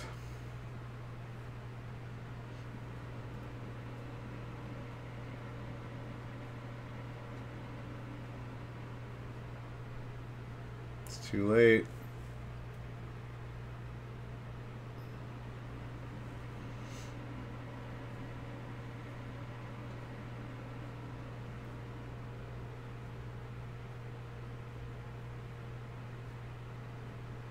Come on, Daniel, play your removal.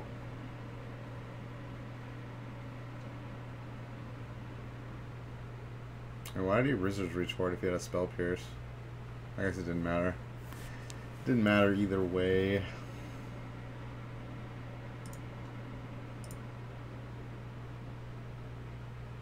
Rietzel playing the mono white. Alright. Damn it, went a little too far. Alright, game 2. Game 2.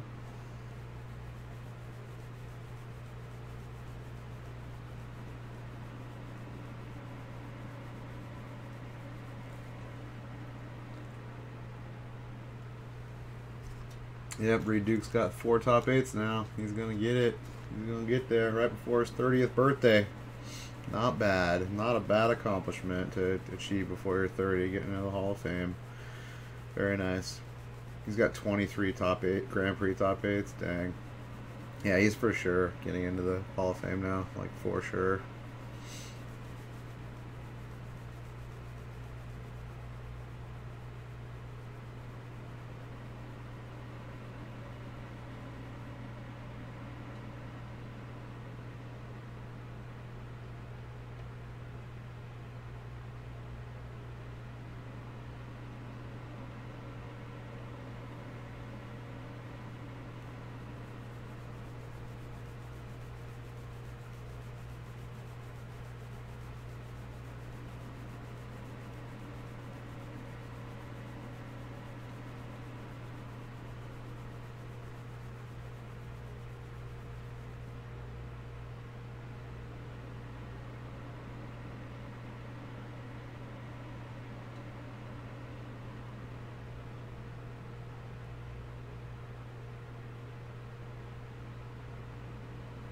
A lot of choices here.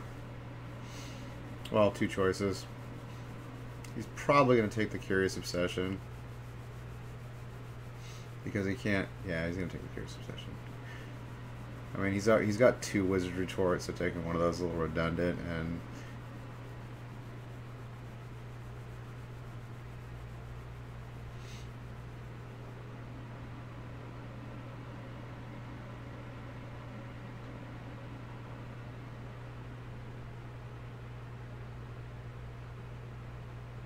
you typically want to take, you know, the card that they only have one of, unless it's like, you know, one of those situations where they're playing a combo deck or something and you need to get rid of all versions of the combo or something, or all possibilities of the combo.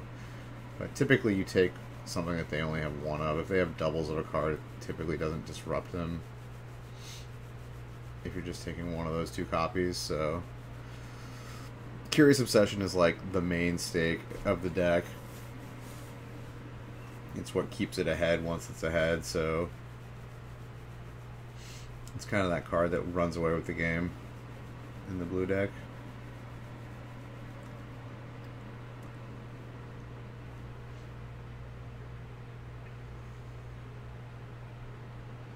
This blue deck's good against Esper, though, because Esper is just like a bunch of high cost removal.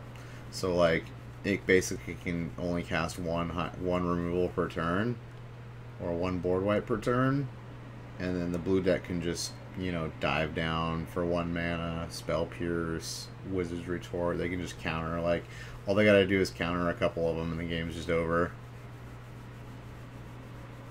Because they just get you know, they're cheap creatures on the board and they just get that clock going, and the Esper deck just can't mitigate all the threats.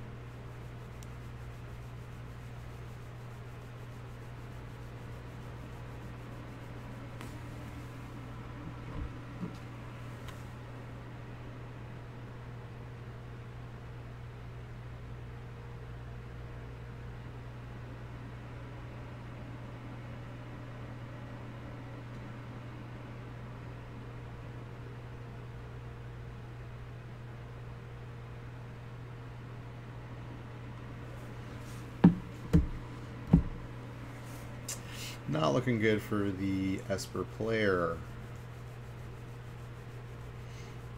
Yeah, you still got, what, double Wizard Retort? Yeah, this is... feels bad. Feels bad being in this spot.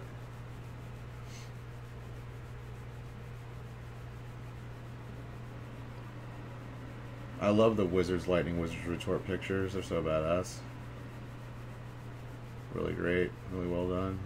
Just fucking bubble of energy protecting it from the lightning bolt. So awesome. Love it. Love it.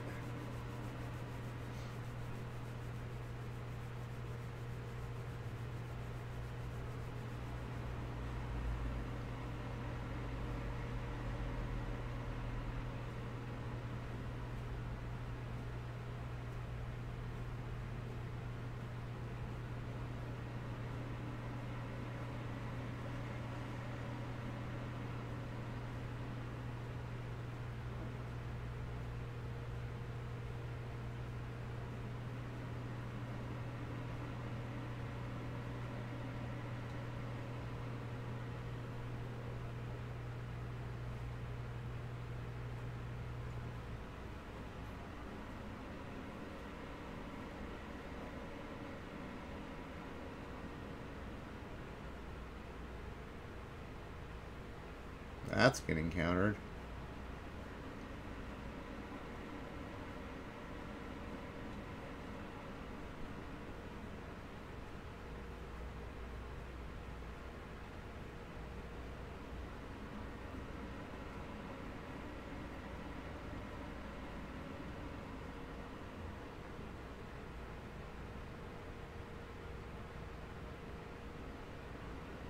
Oh, he's gonna save both Wizard's retorts. Okay.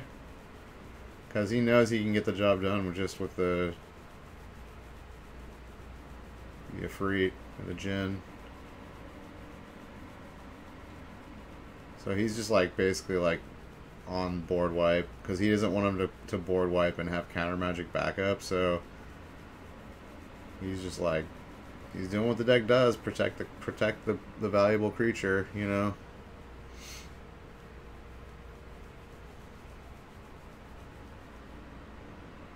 Ooh, the duress. Yeah, or that.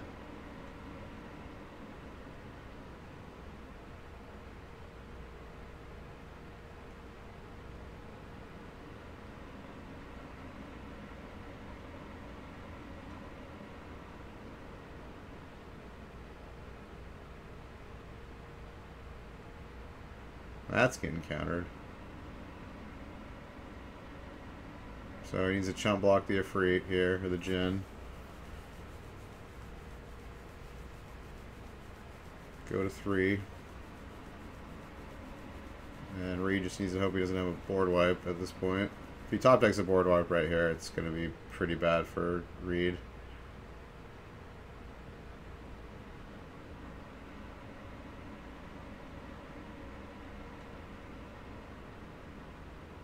Does he get the board wipe?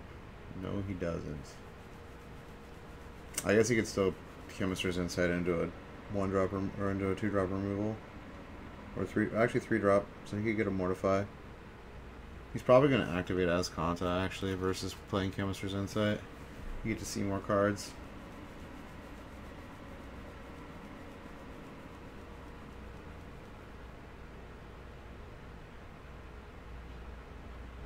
Oh, Donzo. Dude, mono blue. So gross. Deck is disgusting. It's so good against Esper. Alright, what we got? Mono white versus Esper. Well, lots of Espers are doing good, though. I mean, Esper's a really good deck.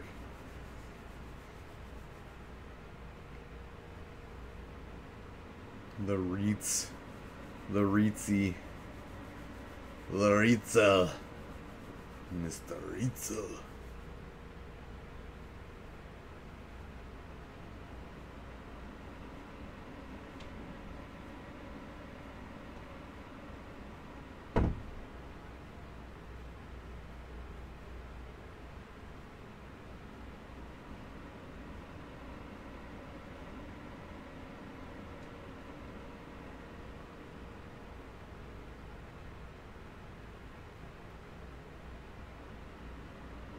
So yeah, he needs a... Yeah, it looks like he's stabilized, actually. The Esper player, like, has him down to, what, 1 creature and a Planeswalker, and there's nothing in his hand. Yeah, and he's got a full grip of cards. Looks like he's got Cry of the Carnarium in hand and Kaya's Wrath.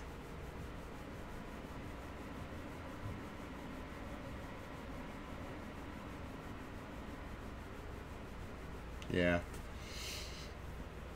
Probably over here. Esper's pretty good against mono white.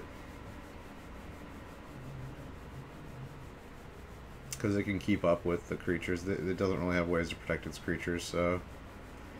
Board wipes basically just screw them. Like... And they're playing 3-drop board wipes and 4-drop board wipes, so... Pretty bad for mono white. Pretty bad.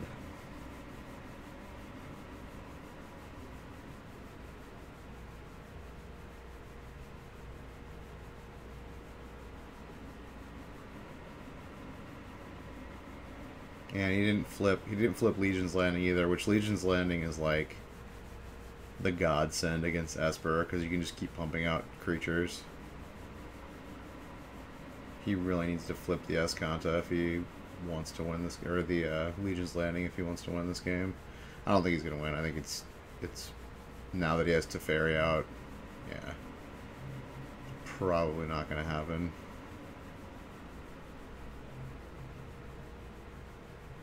And he has Search flipped too, so he's just getting like 3 cards a turn.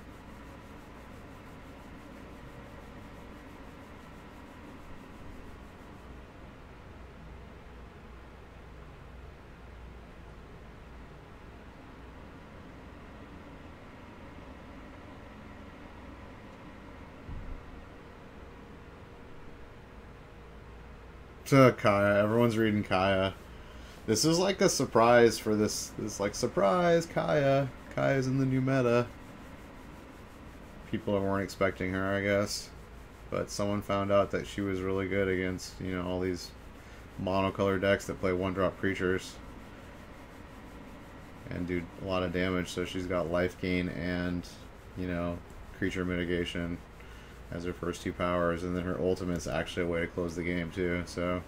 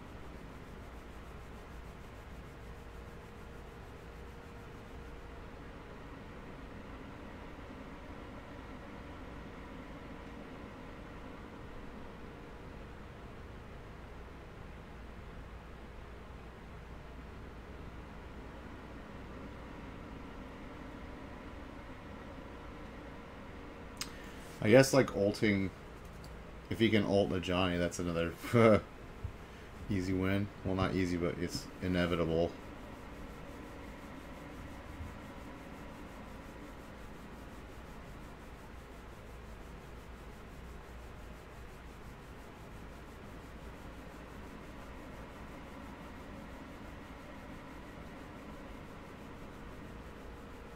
Oh, but there's the Vraska's Contempt. That's a dead of Johnny right there. Which he's not going to do before his turn. Or during his upkeep, which is weird. Yeah, he's just calling it. He knows it's over. GG. Well, Riesel, you can still make top 8, bro. Just win the next one. Winning in. This guy makes top 8, though. Good job. Ikawa. Ikawa. Alright, last round.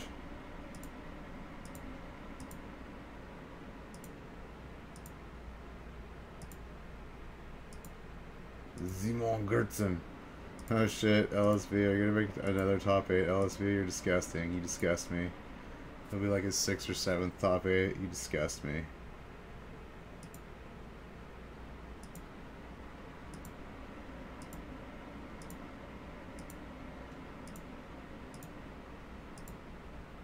Alright, round 16. Mingichi versus Friedman.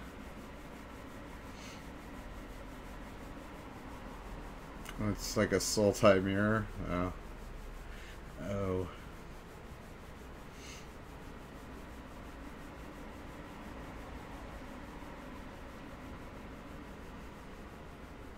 So, scoops him up.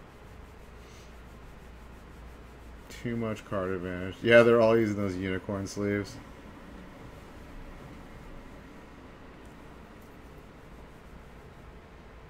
The unicorn sleeves. Uni.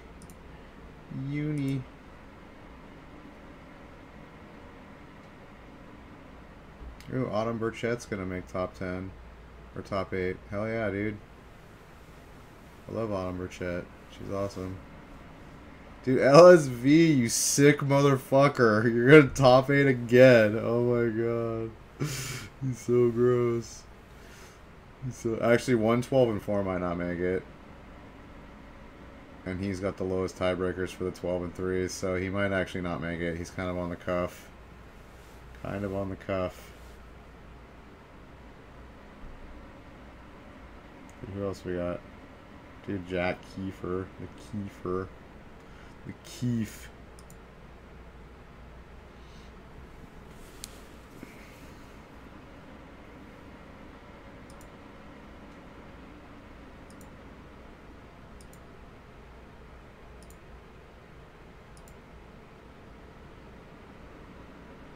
Mengucci with his scarf, his namesake scarf.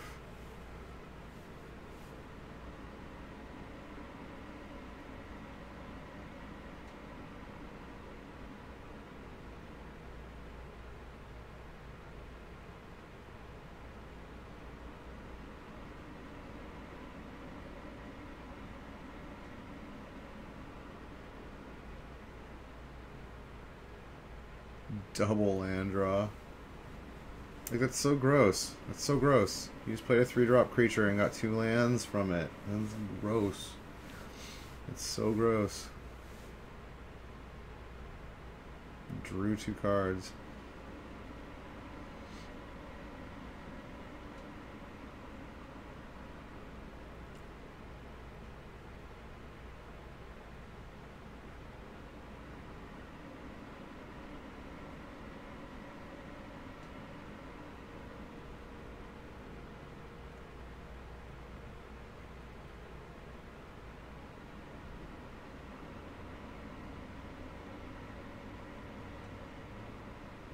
What is that, treasure map? Or is that search for Azcanta?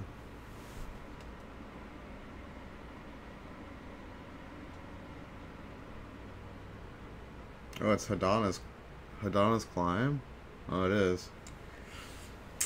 Boom. Okay, so he's playing the Hadana's Climb version.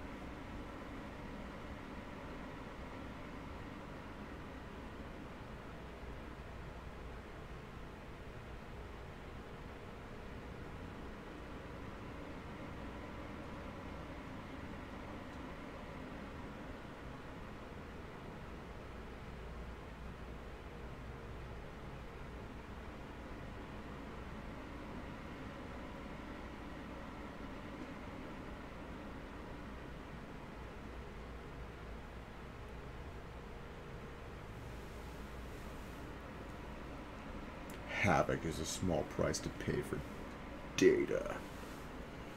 Data!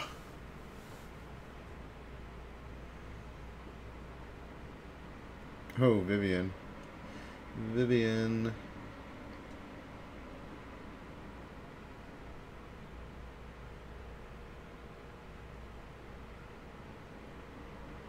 I'm gonna blast that Crassus out of the air. Blow him away. Blow him away.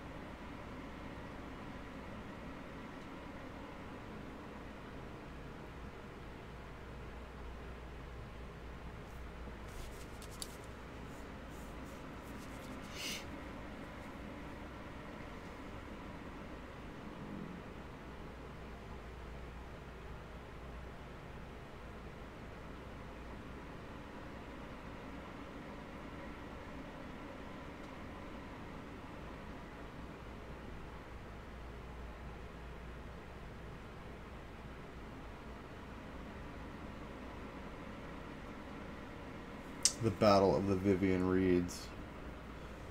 Battle of the Card Advantage.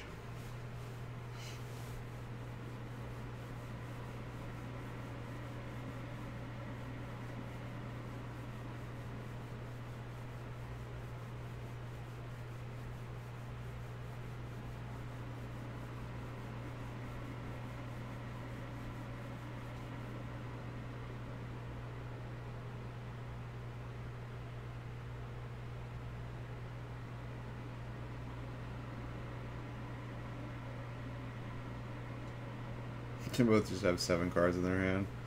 This deck is just insane. Just all ETBs, all card event, all 2-for-1s or 3-for-1s, just everything in the deck.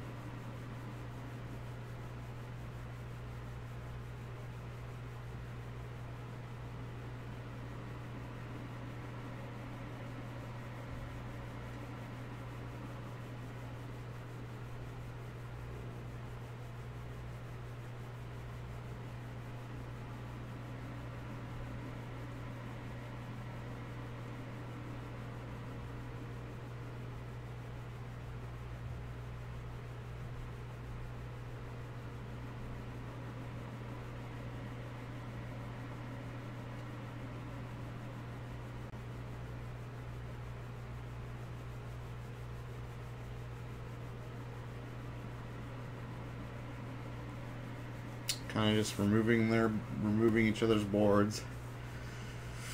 Not a whole lot of going on. Not a whole lot of life attacking going on.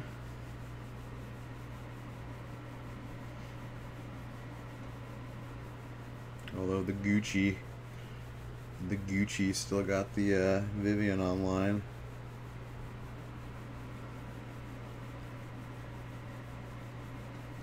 The Gooch.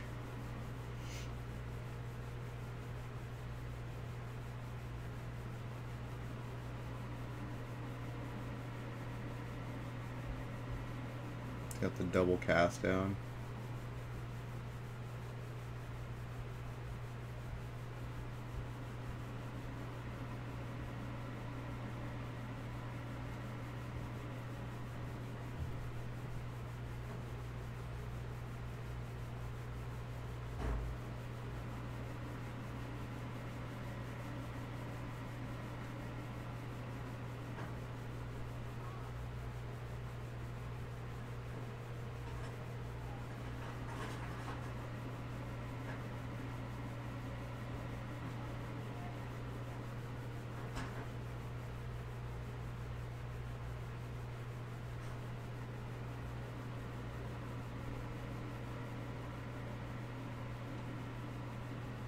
Playing more Explore creatures.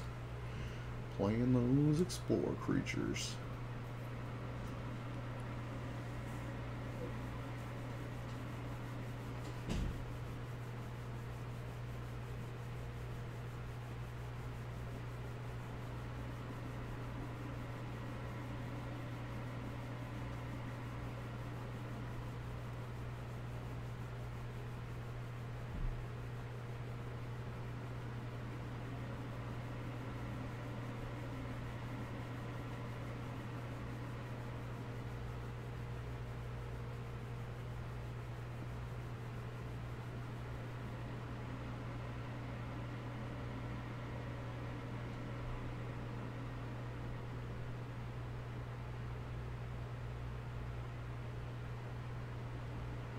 Hostage Taker, the Crassus, gross.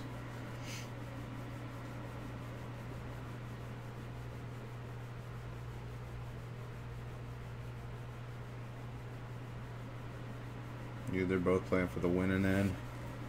The winning end. Actually, I guess there's gonna be some. Actually, I guess these. The Mythic Championships are slightly bigger than the Pro Tours used to be.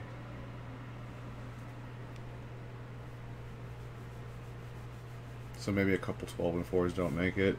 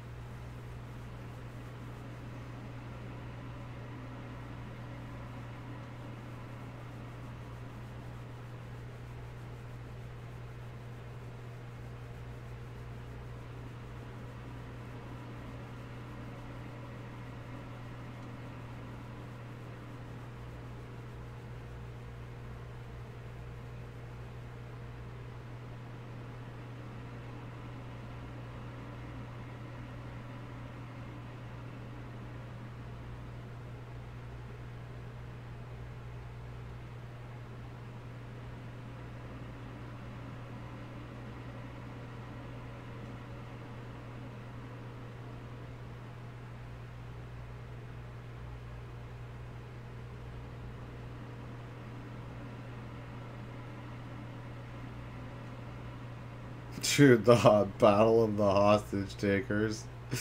Jesus.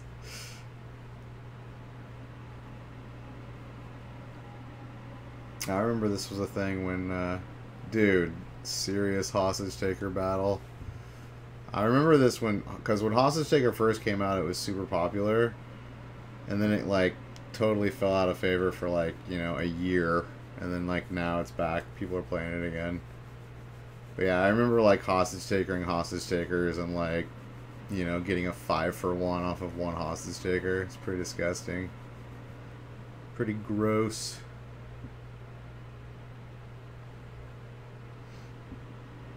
Yeah, I used to play Grixis like, you know, like a year ago.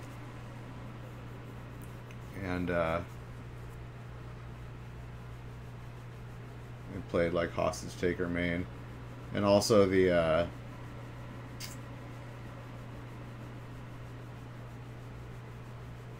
well, actually hostage taker's been around for like a year and a half, hasn't it?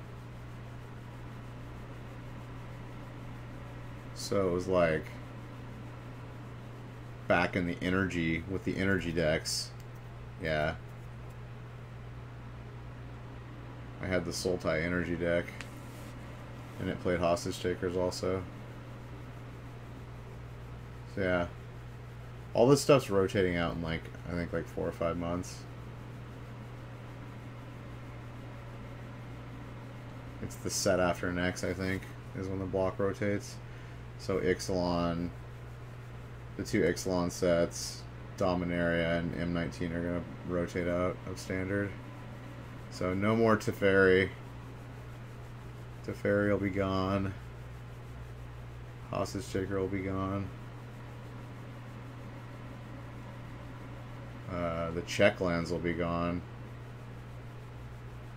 That's going to be major. So there's just going to be shock lands left. So it's going to cut down on colors, definitely. I mean, you still can play 3-color decks. They're just not going to be, you know, as easy to get all your colors as it is now. You're going to have more games that you possibly can't cast spells because you don't have the mana color, the right mana color. Alright, so still fight for the board. We got an empty board. Well, we got Vivian Reed, Alana Worrelf on Minguchi's side, and oh, giant Hydroid Crassus coming out.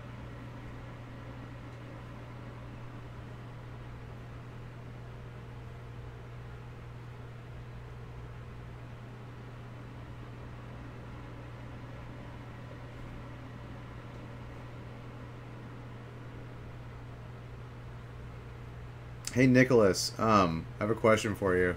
Can you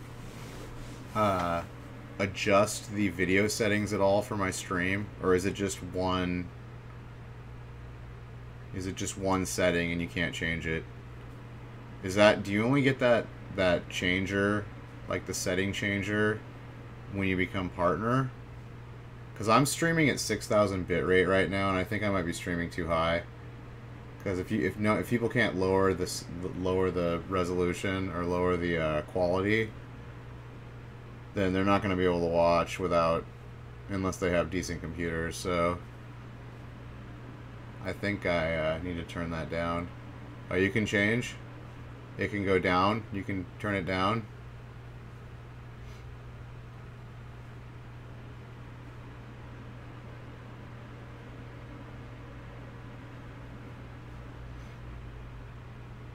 Hostage Taker again. Takes the Crassus.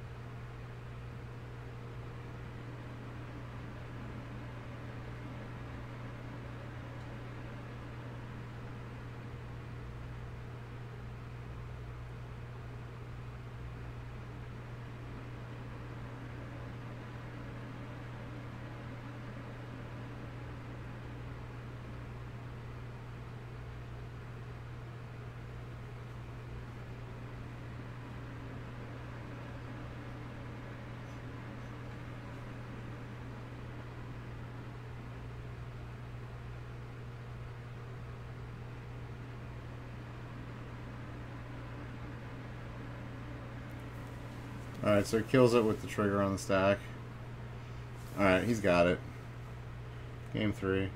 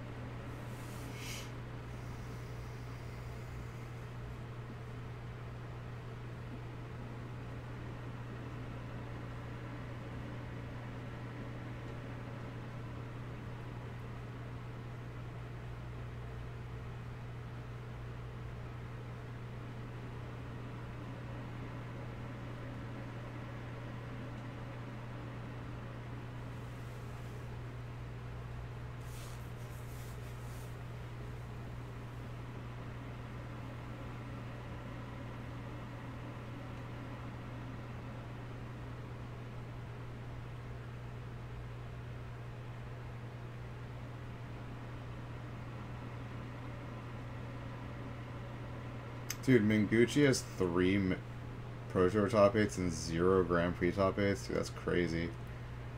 That's crazy.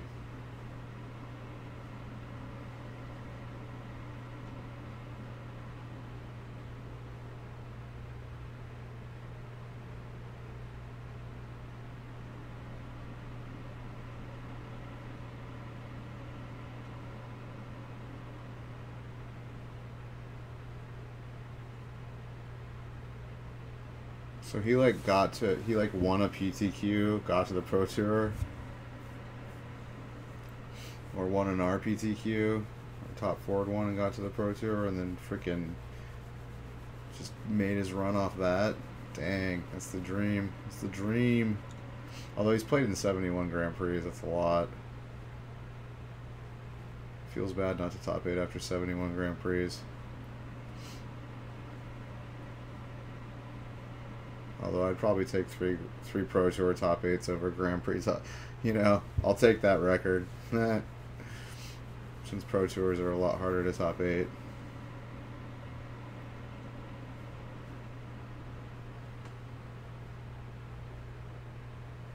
It's sad.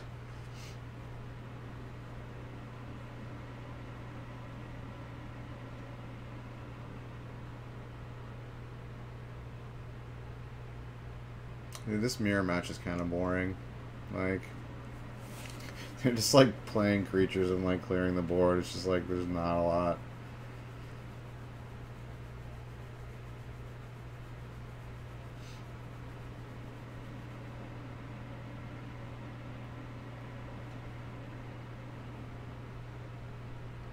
I would never build this deck just because it's kind of a brainless deck. It's just like removal and like ETB creatures and like a few planeswalkers. There's not a lot to it, to the play of it.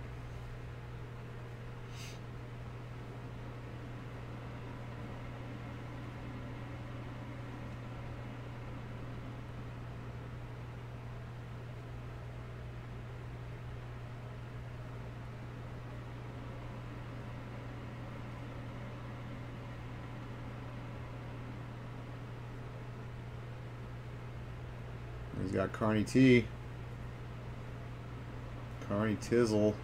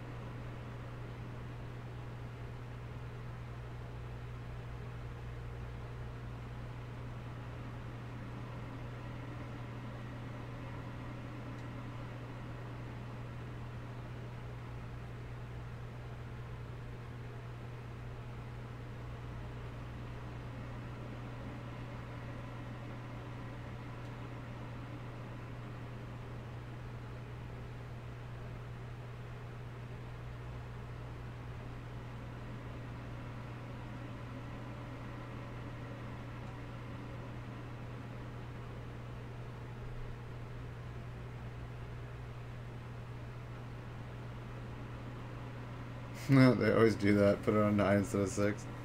That's what the little period is for.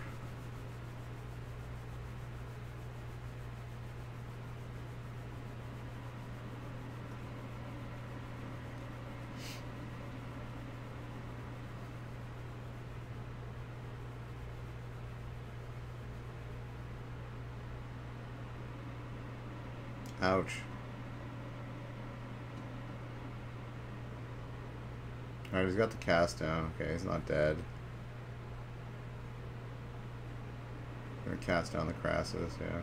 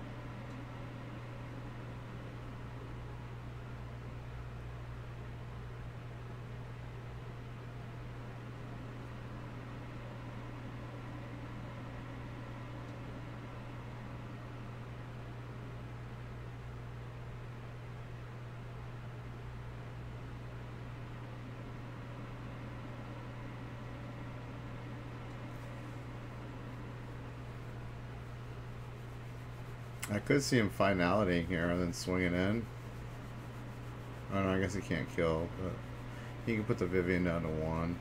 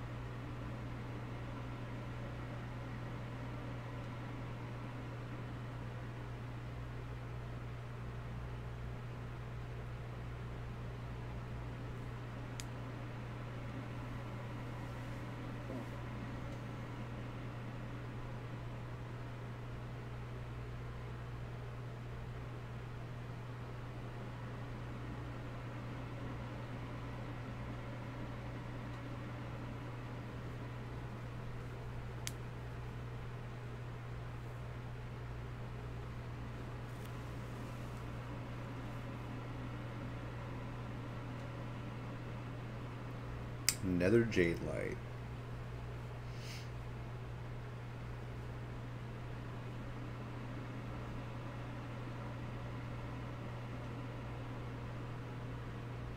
You know, this deck reminds me of like the green white modern Value Town decks where it's just like, Mana Dorks, Coco, 2-for-1s all in the deck, Eternal Witness,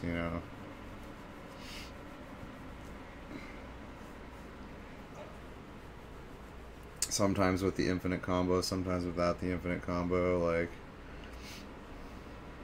it feels like watching those games, which are also very dirtily and boring.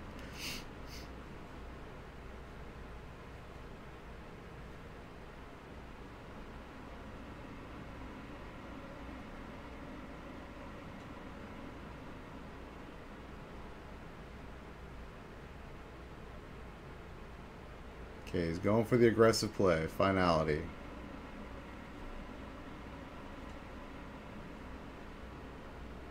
Swinging in to kill Vivian.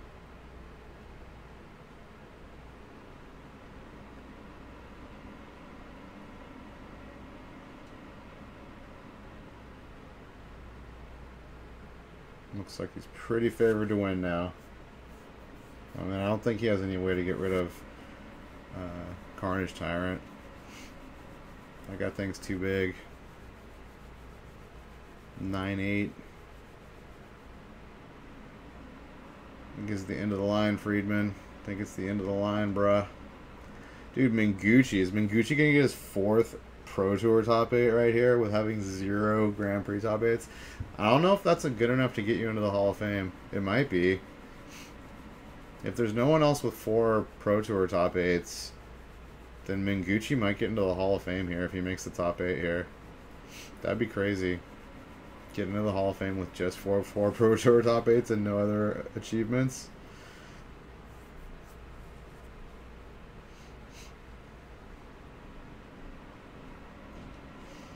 Oh yeah, I think his first Pro Tour top 8 was the team, the World Magic Cup. So he was only allowed, I think he was only able to go to that because he's from like wherever he's from, Spain or Italy. He's from Italy, I think. He was one of the top Italy players, so he got to be on the team for his country. And then they converted that to like a win or a top 8 or something. And that, I think that's what catapulted him in. I think that's actually how he got on the Pro Tour. It sucks because America, like, there's so many good players in America. It's, like, really, really hard to get on the American team. Because it's, like, the top pro point leaders. And then some of these smaller countries that you can get on the team with, like, you know, just a few pro points. Because there's just not enough Magic players there. There's not very many.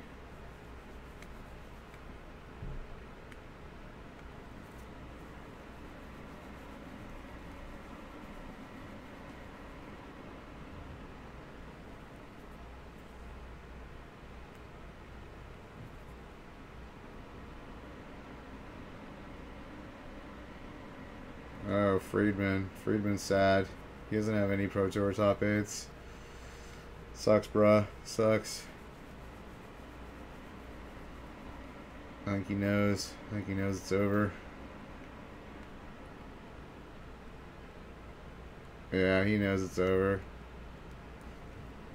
He's getting called for ready to play.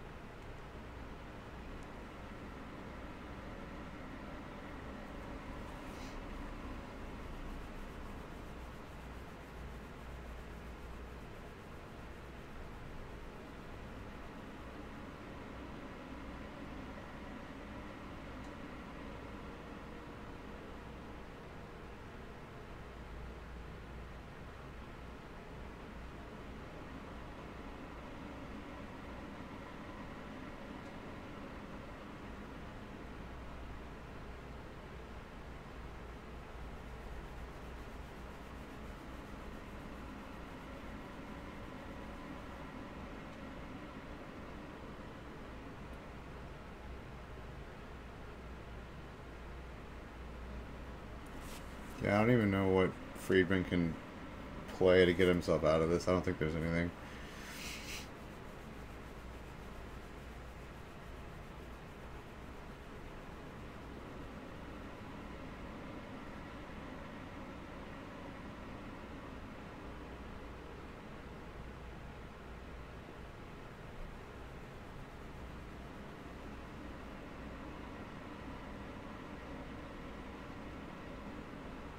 Yeah, he's just got too many big creatures out there.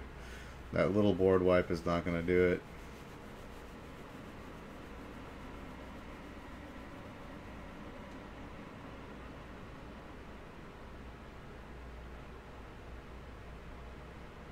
He's still fighting for dear life, though. Still doing it.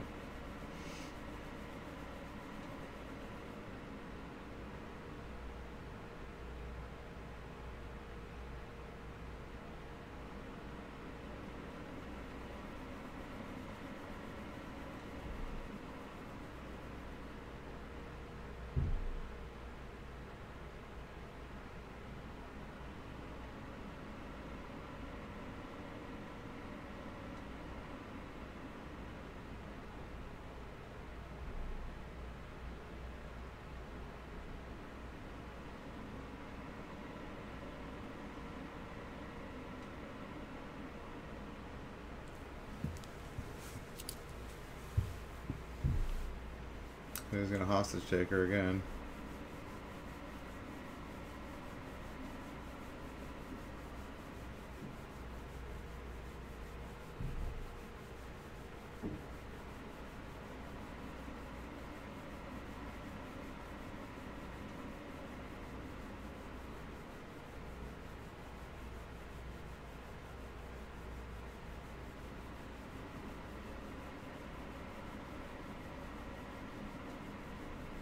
Carney T number 2. Gross.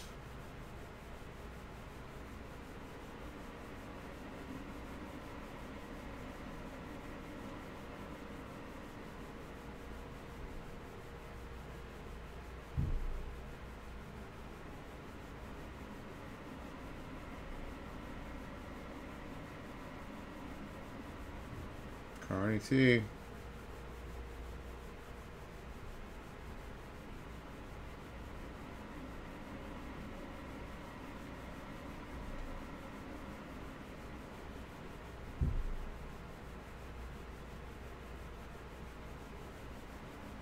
Not sure why he decided to play Incubation Druid instead of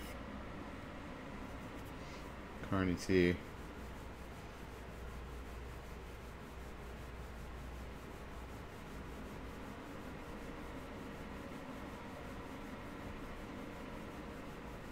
Oh, I guess just a Vraska's Contempt.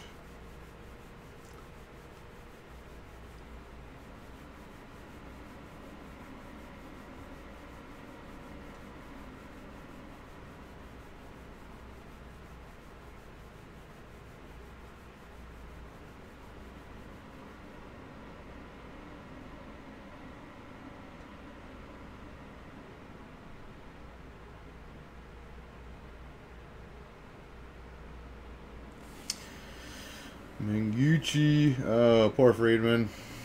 Poor Friedman. Tough break, buddy. He's going for his first. Mengucci, man. This guy's so lucky. Like, the last, like, 2 top 8s that this guy got, or actually pretty much all of them. I remember one of the first, I think it was the first top 8 that he got, actually.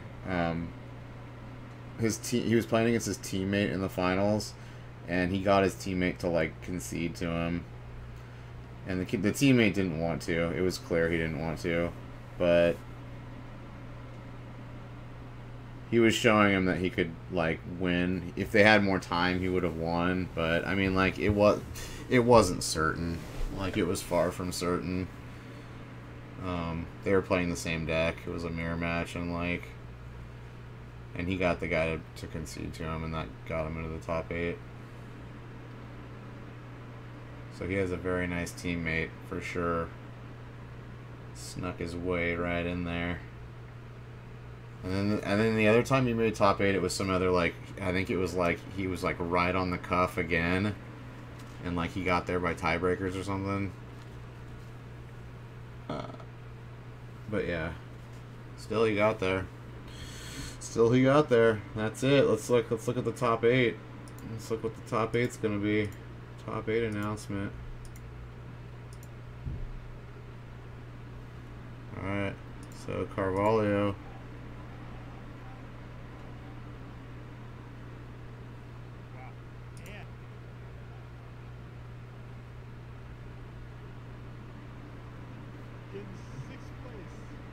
It's like Reed Duke, Carvalho, Autumn, Ikio.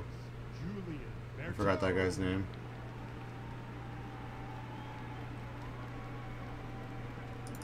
Let's refresh this.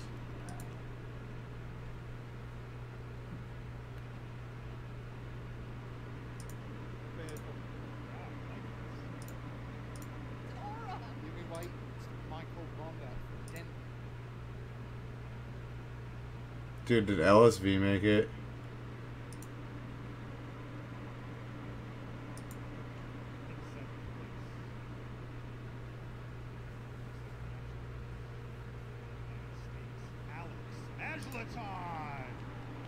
Dude, he did! LSV made it! Oh my god, LSV. LSV. That's like his 7th or 8th top 8. Oh my god. You're gross. You're gross, LSV. Oh, Reed Duke's so happy. That's a little Hall of Fame. Little Hall of Fame, buddy. Carvalho actually might get in the Hall of Fame, too. I think they're both up for Hall of Fame now. LSV. You dog. You dog. Alright. Autumn Burchell. I'm glad she made it. She's awesome. Okay, well, that concludes our day 2 of the Mythic Championship #1. Yeah. Join me tomorrow for the exciting conclusion of the first ever Mythic Championship, aka Pro Tour. Top 8. I'll be streaming at 5 p.m. This video is going to be up on my YouTube channel, which is lock_daddy. You can check out my videos in Twitch, which is lock_daddy. Follow me on Twitter, which is lock_daddy1. Yeah. Thanks for watching.